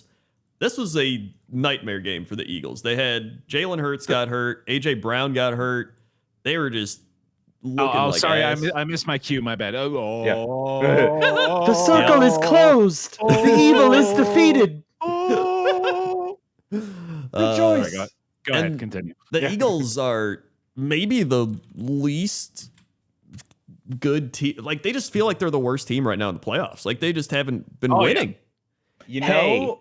That's how dare you? Okay, we have to win something. Okay, I do think the Eagles can still win. I still think they're a good football team, but I don't think they're a great football team like they were last year. It just feels they're like a shell of their former selves. Yeah, I will say though, now that they are free of the regular season curse, perhaps they'll play better because they don't have to deal with losing the division after winning so much early on. That's true. Finally, the burden of that success has been lifted from them. I mean, this is still a team that made the Super Bowl last year, right? Yep. They still can, show up, and it is the Buccaneers. It's the Bucks. Yeah, I mean, obviously they're going to be the favorites still, but I mean, they're certainly not nearly as scary as they used to be. No, I just think a lot of injuries, a lot of mediocre play calling. Like, I don't know. It's weird. And then the Giants won this game with Tommy DeVito threw 2 passes. Mm-hmm. There's also a funny play where they were going to run into the punter and the dude held him up and he was like, because he didn't want to knock him over. So he just kept dancing with him. It was pretty funny. Yeah, it was cute. Yeah. I don't know why they stopped having faith in the Italian stallion is all I'm going to say. Yeah, man. And the Giants will be picking 6th. So hooray. There you go. Then another team I have no faith in anymore. Yeah. For their future. Yep. And which, by the way, the Chargers pick 5, which is kind of insane. Yeah, that's nuts. That's what a team. Yep. What a team. Did any of us predict them to win the division? I bet I did. I probably did. I bet Krendor did. 100% I probably did. I genuinely think I probably did, in 90%. Krendor did. I have it up here. He did pick the Chargers. Oh, really? You have? Did we have that? Oh, man. It was actually him and Randy are the only 2 that didn't pick the Chiefs. Dude, according to Krendor's, we're going to get to this, I'm sure, later on, but according to his pick'em playoffs, they would be the number 2 seed in the AFC. Yeah. 5-12. Yeah. Then the Seahawks played the Cardinals. They had to win this game to make the playoffs if the Packers lost, but they did not, so they did not make the playoffs. And it was actually pretty close. I think from what I saw, the Cardinals shit themselves more than the Seahawks actually won. Yeah, the Cards were winning, I think, for a while, weren't they? Yeah. I think or no, it was tied at the end of the 3rd quarter. Mm-hmm. Guys, I think Geno's season's over. Yeah, I think it's over. I don't think Geno is I don't know. I think they have to take a quarterback, and then you let Geno play while he sits a bit, and then once you think he's ready, you let him take over. They might turn him into a bridge QB. However, look. Oh no, they're gonna Teddy Bridgewater QB him. No, I mean, look. I mean, looking at his year though, I mean, he only played 15 games, and he had a pretty damn good season, all things considered. You know, it wasn't. You know, he's not Pat Mahomes, but results oriented, man. They're 9-8. Yeah, well, I mean, 8-7, and I think their red zone offense was like one of the worst in the whole league. Yeah. Maybe, yeah. But I mean, like, here's the thing, right? Like, if you have a QB on your roster right now that can throw for 4,000 yards and 30 touchdowns. He didn't do that this year, but he did it last year. Are you sure that you're gonna get a QB that can do that? Because I'm gonna tell you, like, it's pretty hard to find one. Yeah, the Jets haven't had one since 1969. So it's tough because it's one of those. I don't think it's exactly a Tannehill situation because he's better than Tannehill, I think, for sure.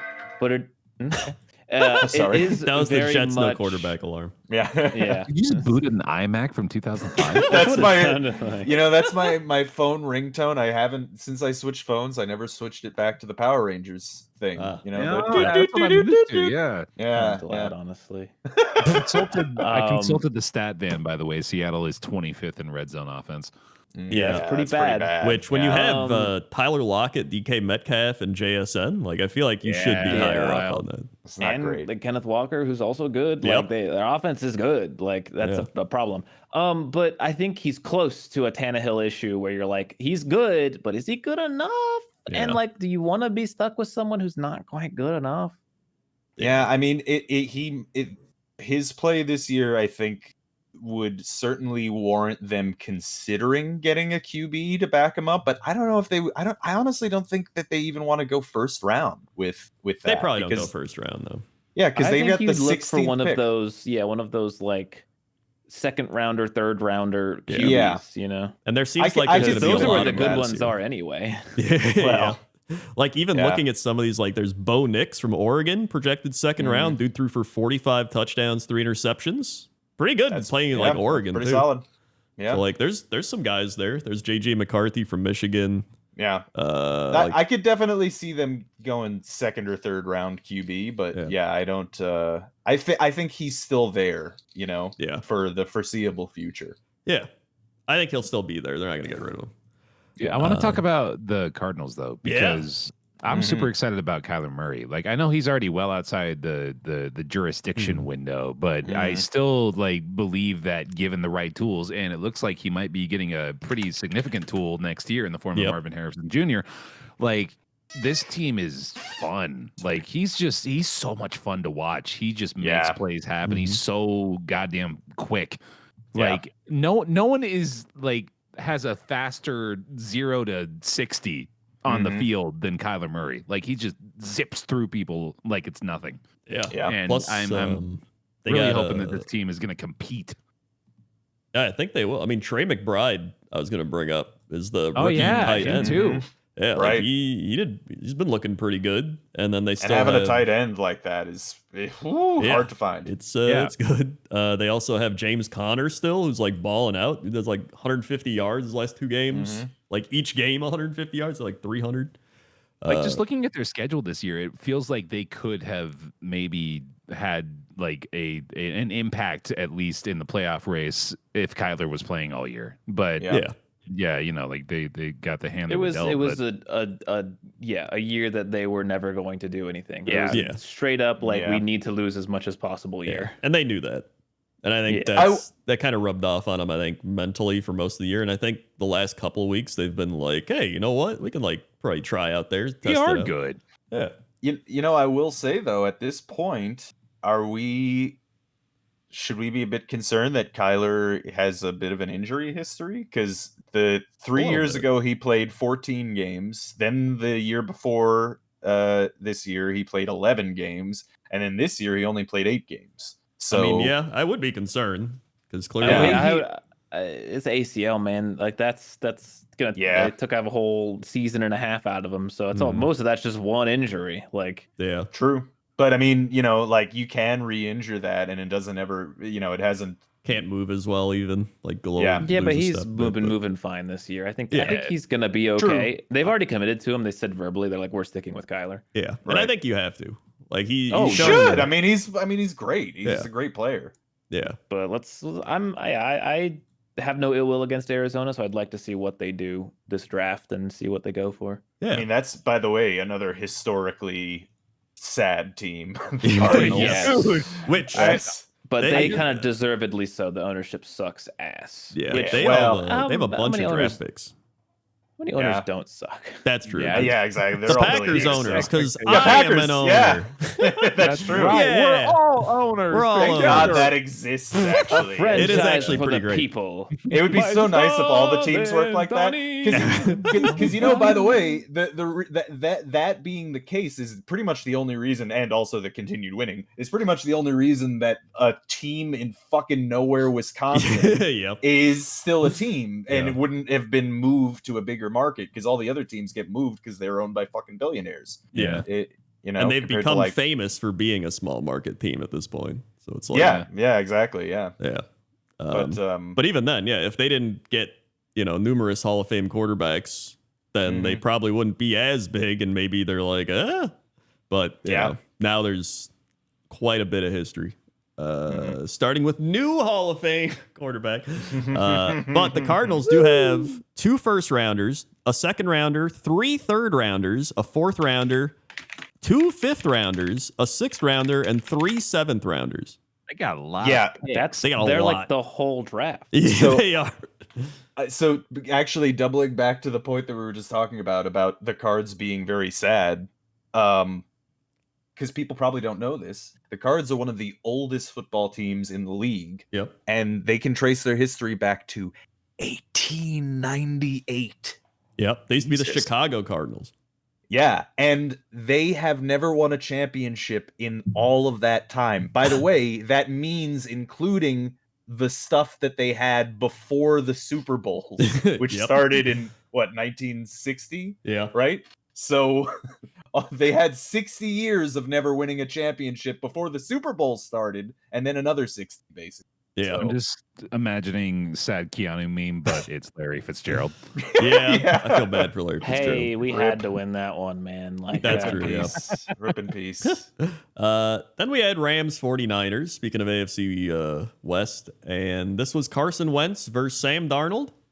Yep. Oh, yeah, this was meaning both teams backed up, huh? Sammy D, baby. So, we can skip this. This didn't matter to anybody. It was a nothing game. Good luck, Rams. Although I kind of want the Lions to win instead. Sorry.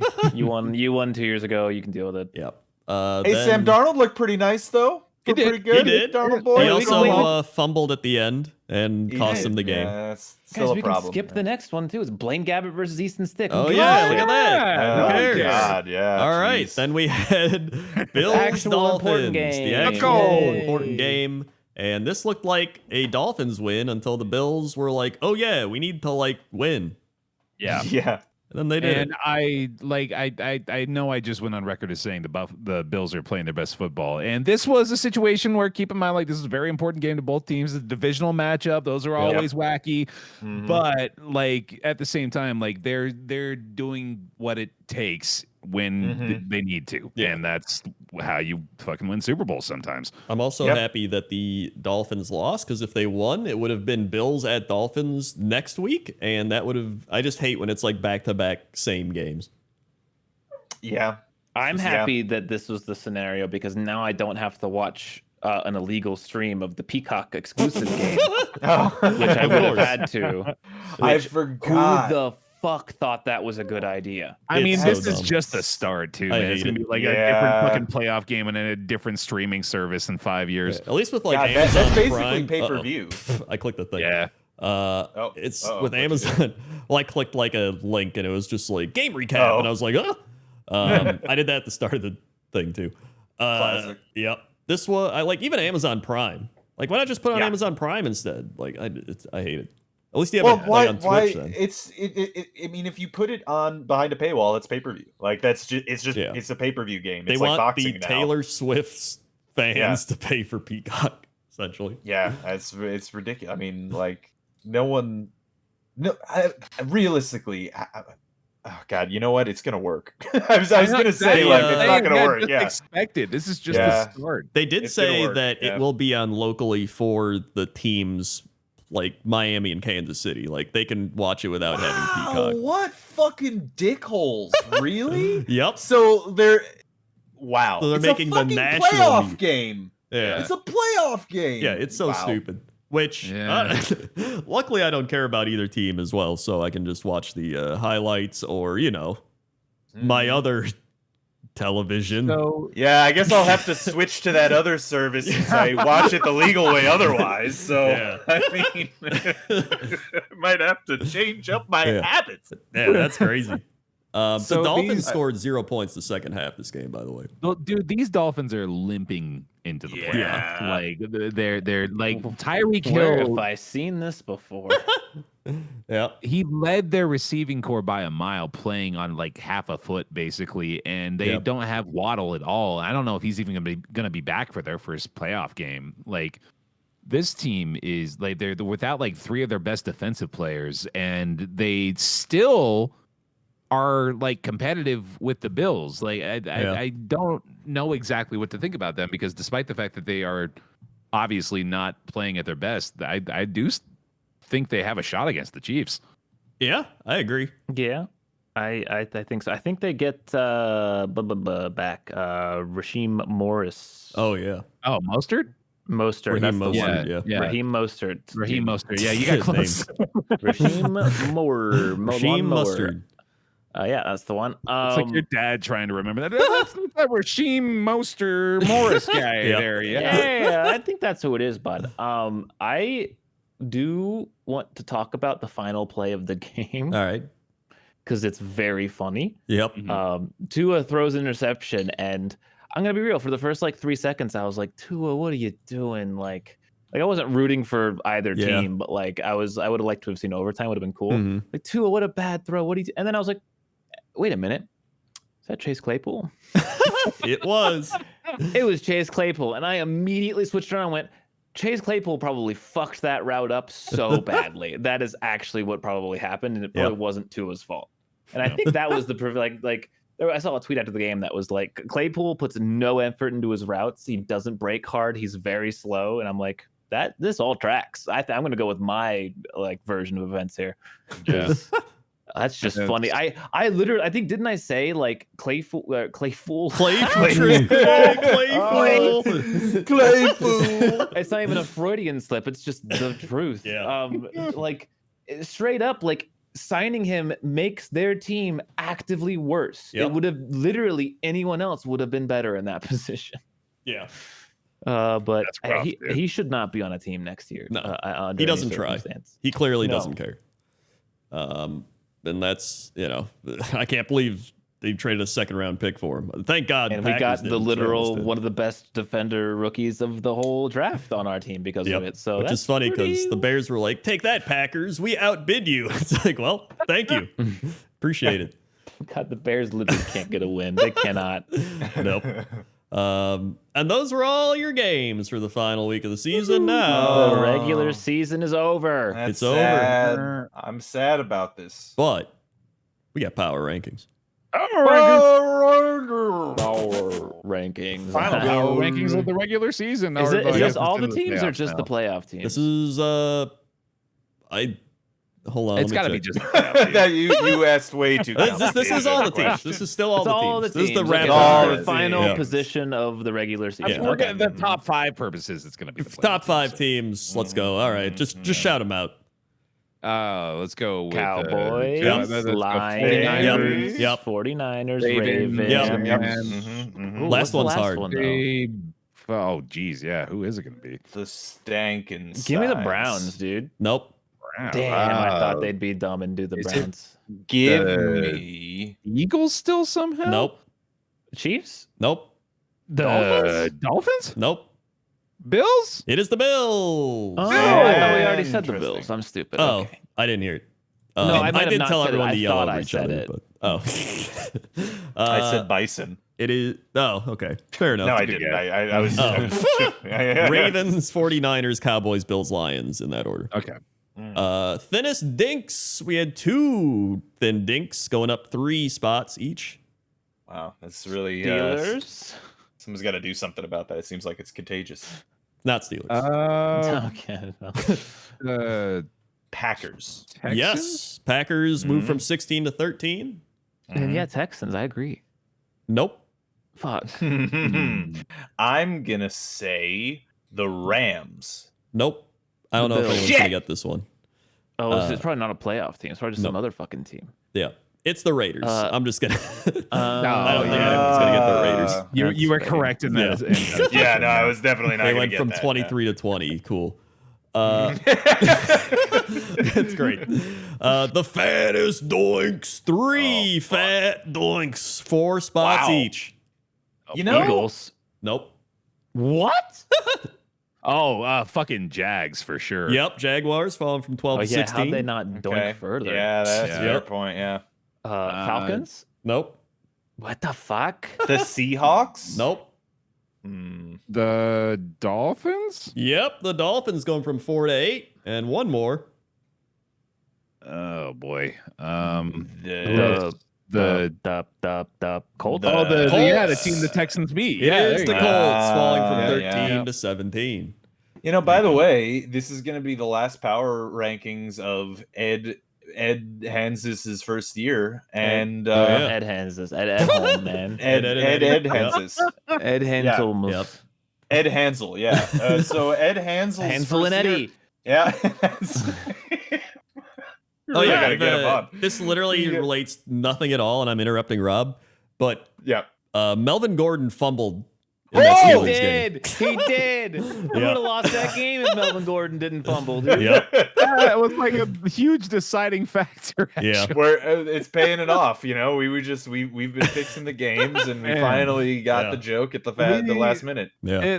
I don't care about any other metric of success for us. If we can just get Melvin Gordon on the show for one That would episode, be I would, phenomenal. that's all I care about at this point. Yeah, we really missed the boat He's on got Gilbert nothing else Godfrey. to do. We did. I'm just gonna We email really him, did. dude. Fuck Yeah, it. I'm email gonna- I'm gonna find his agent and be like, "Hey, do you want to come on our bullshit football podcast?" You know what's Who knows? funny though? You know what's funny though is like I've had experiences before, experiences where I was kind of frightened because people that you wouldn't expect to respond just do. Yeah. So I bet you if you emailed him, there's like a non-zero chance that he would say yes. I mean, Yeah. all right.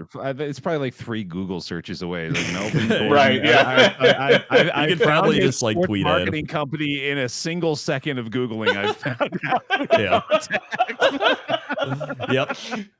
Yep.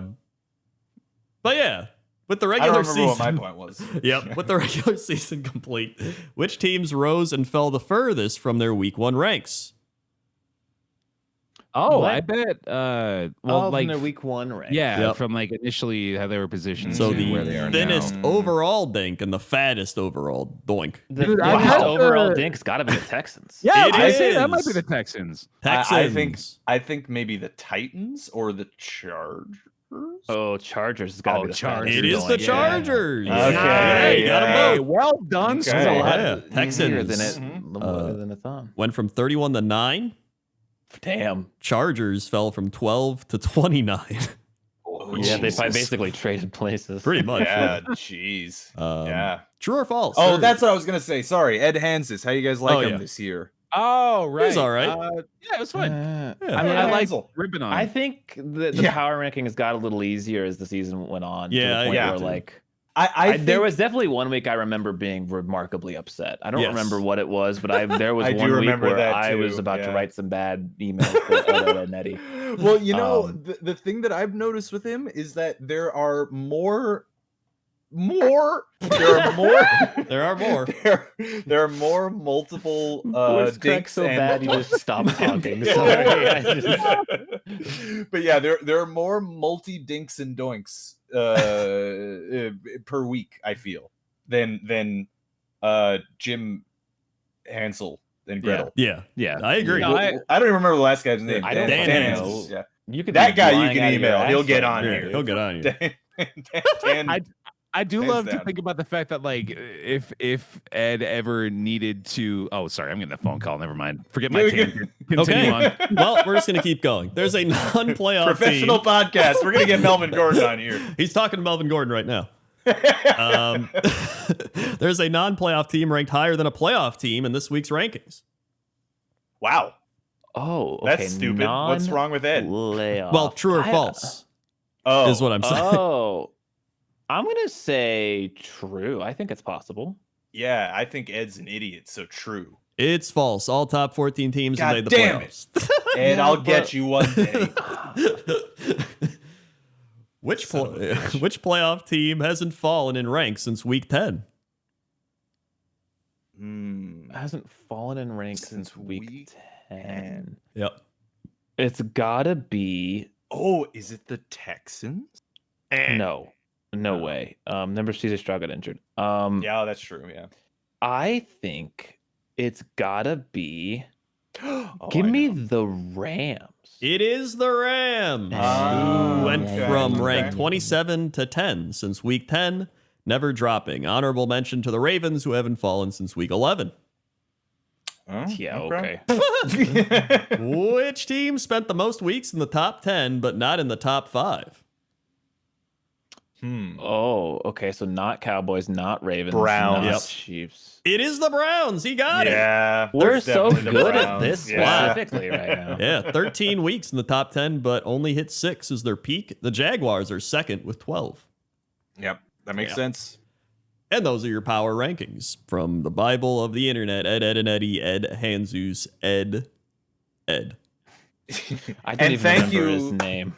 Yet again to Pixel Haven. Yes. For Doing even more. Yeah, Yep. seriously. Yeah, that Pixel Haven has done all of the power rankings this year, right? Yeah. Like except for maybe the first like 2 weeks or something. Pretty much, When- yeah.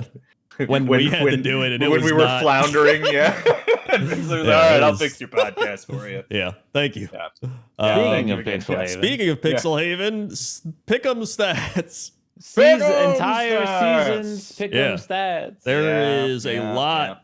You can I'll link it in the description. I've actually been good about linking. And if you look at the whole Twitter thread, it's just a whole bunch of stats. There's like, there's the standard ones. Then there's like playoffs based on how we pick them. So like the Chargers are my like 1C, like that type of thing. Cause I picked them so much. I think we should go through them. It's funny. Well, I only got another hour. Well, I have to be somewhere in an hour. I mean, I've only got, like- brother, you think this is going No. another hour? Yeah, no, I gotta be somewhere in an that hour, much. so I'd Okay, like to okay, end okay. within like It's a lot 30 of minutes. info, but yeah.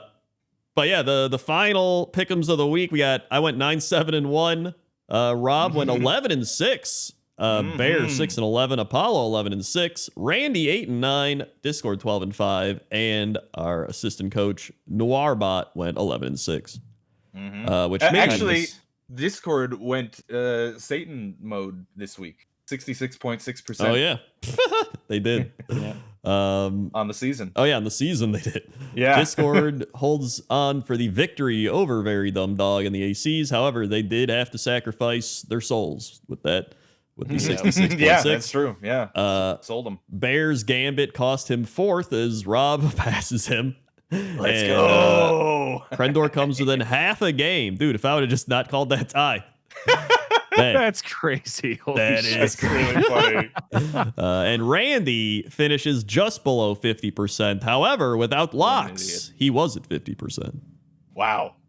Love it. Again, I will- know nothing about math enough to know whether or not that's significant. I mean, the It sounds locks, like I it is. feel, should play a factor, but I guess ultimately they don't, because again, it's just a coin flip in every factor. Right, yeah. It all boils down to the same eventuality of Yeah. 50% Yes. happening. And our continuance of not understanding math Rob, will you're will the mean, only one who doesn't understand it. Well, I mean, I'm just saying that like is the only reason that we're still doing it because it's Like going to be 50% every Well, year. you never Gonna know. be Sometimes it 50% won't. every year. Yeah, that's Sometimes you it know. won't. Those are the fun years. Plus, it's fun Personally, Also- because- I enjoy the streaks that Randy goes on, like Yeah. that Commanders thing. Like that's just the statistical improbability is fun to me. Yeah, like he I he do- predicted every NFC North divisional game Yeah, that correct was fucking except for crazy. one, and it was the Vikings this week. That was it. He got every other one right.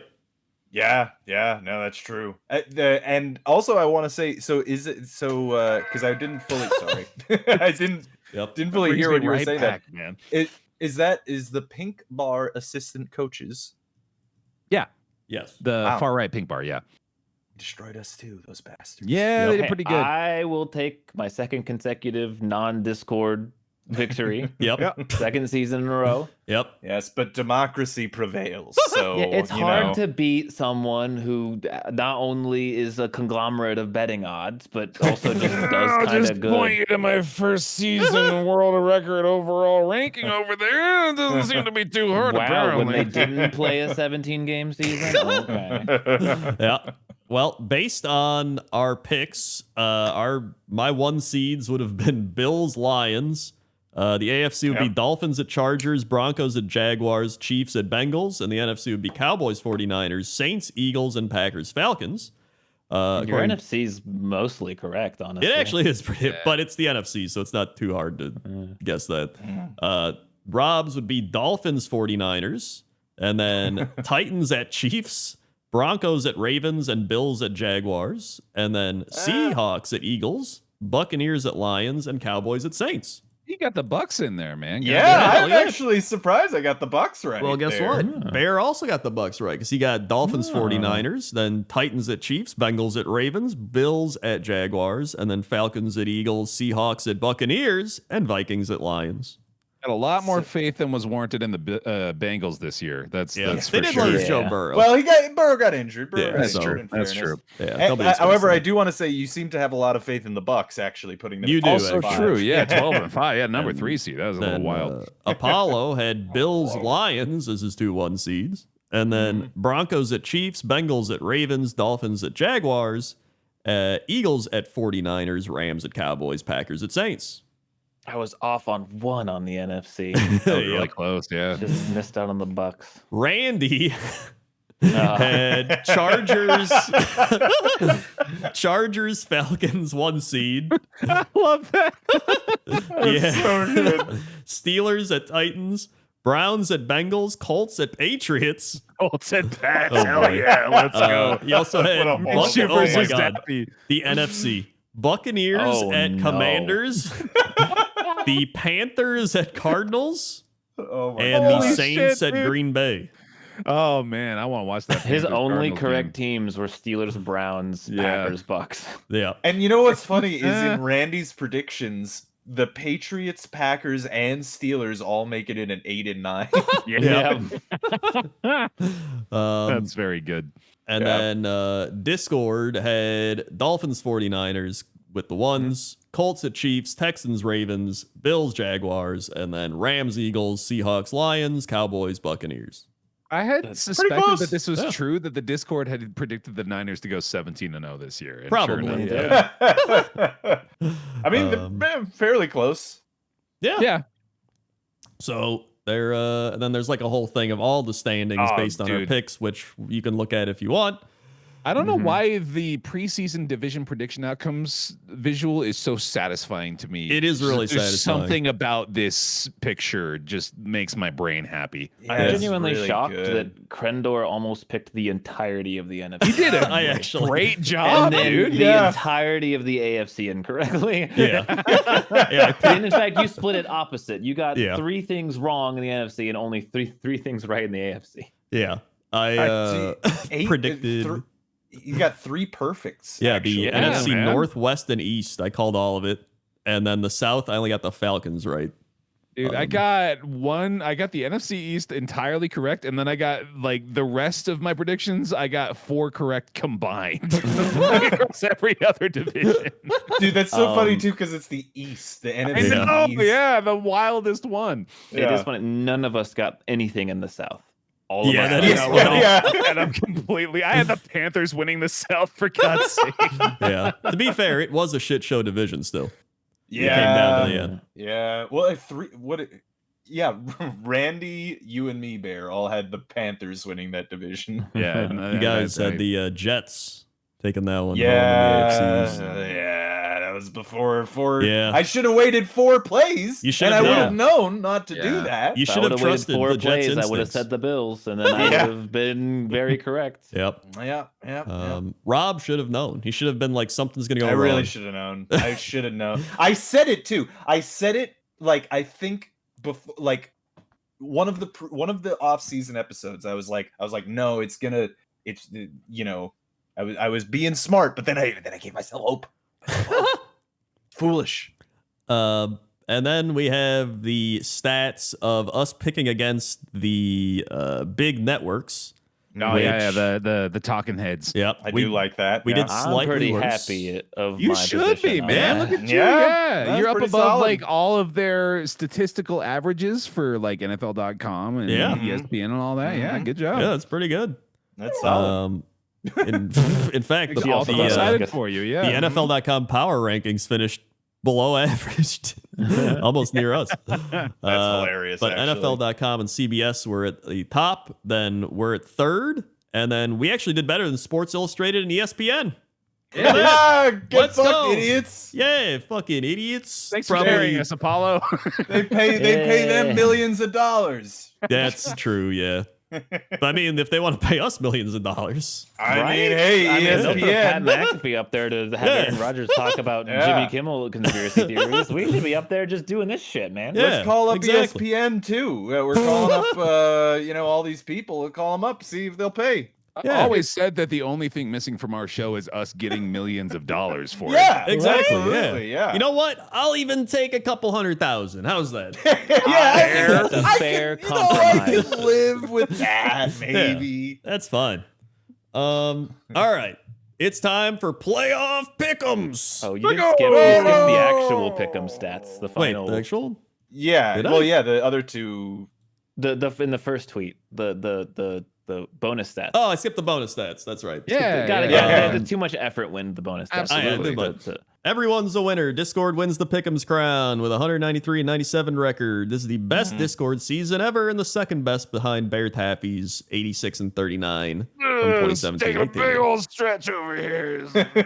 Wait, However, that that wasn't was even a like, full season. that wasn't even a full It's not a season. I think full Bear season. showed up halfway. the record. Yeah, number one. You got a Barry Bonds asterisk right there on that. That is a bit of an asterisk. I'll take it. He's still got his name in the book, bitch.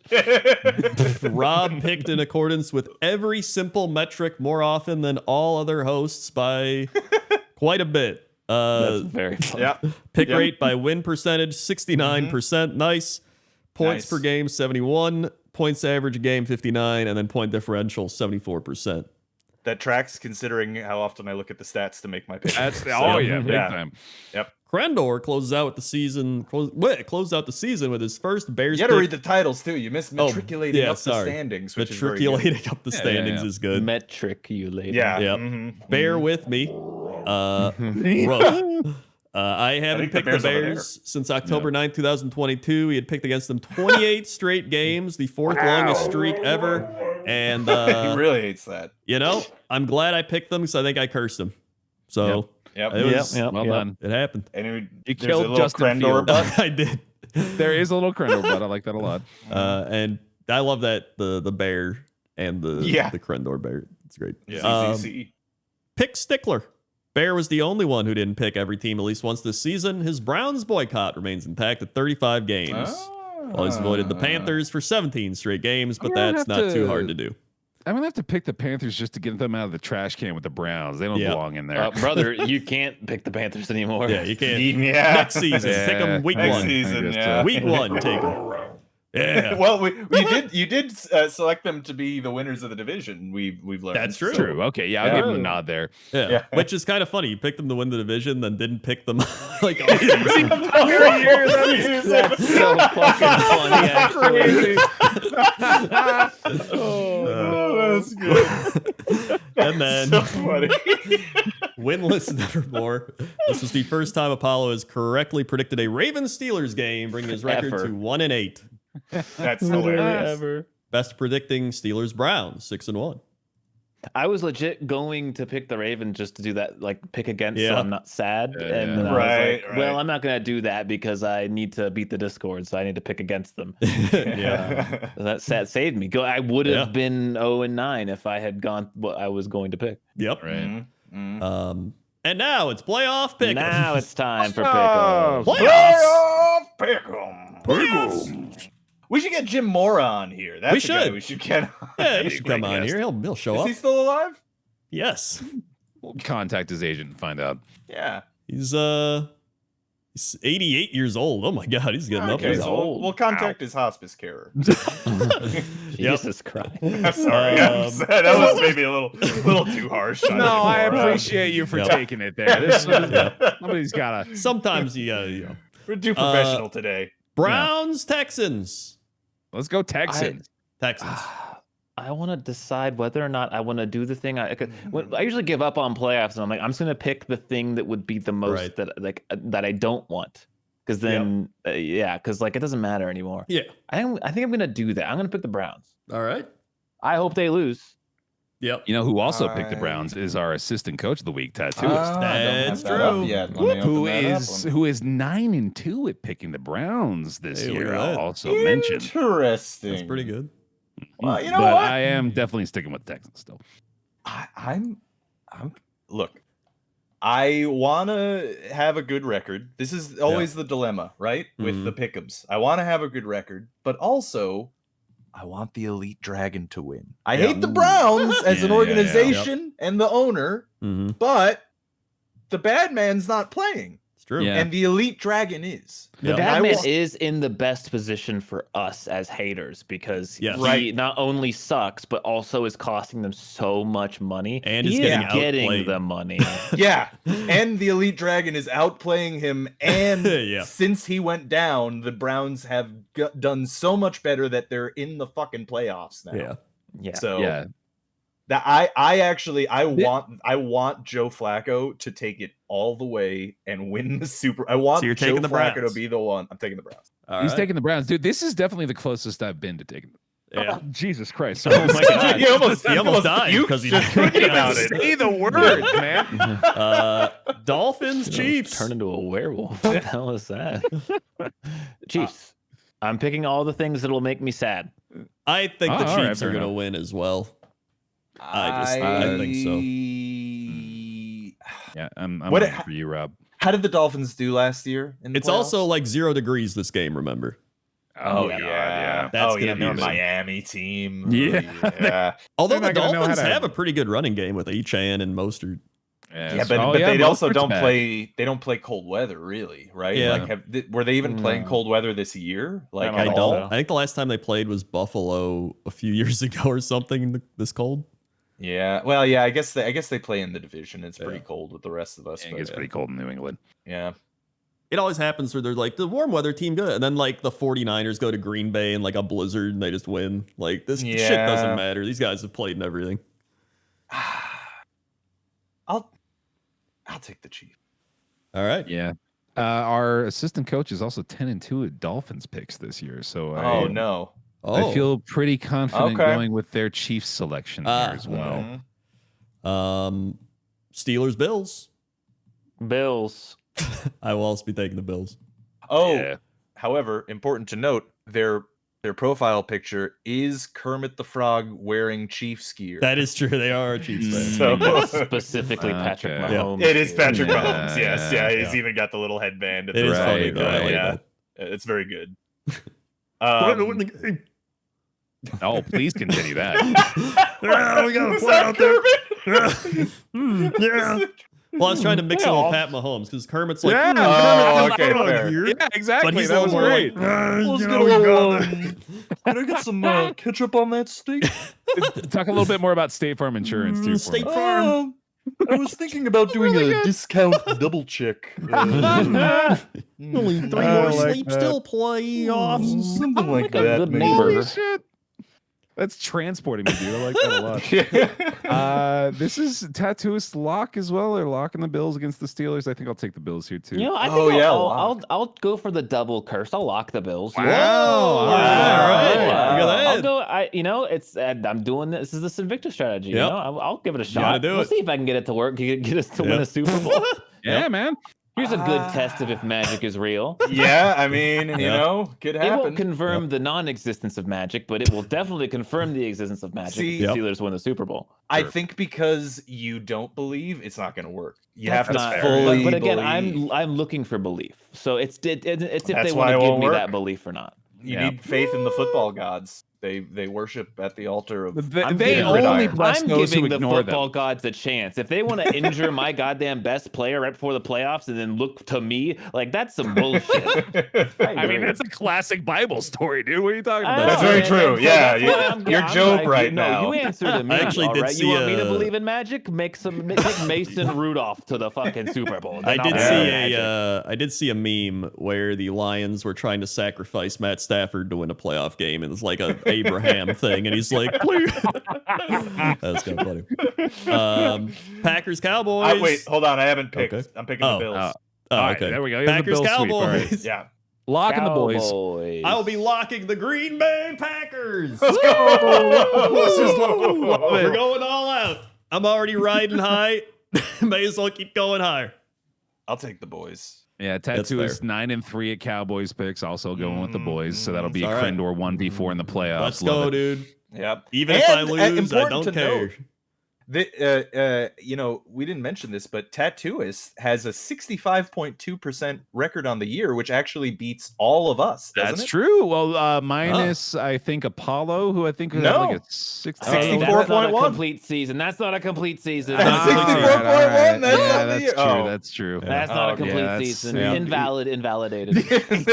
Particular. You want us to respect your percentages? You gotta pick every week, man. Okay. Yeah.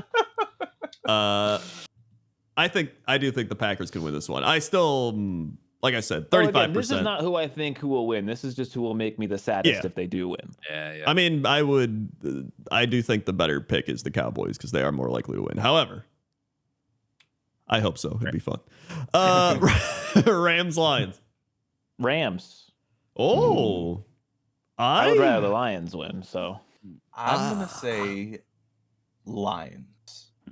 I think this is going to be the most split choice. This is going to be tough. I'm going to take the Rams.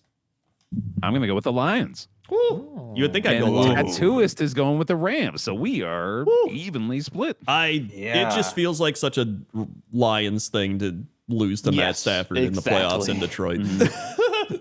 You just get there for the first time forever since you had Matt Stafford. In fact, the funniest thing I saw was Matt Stafford has never won a playoff game in Detroit.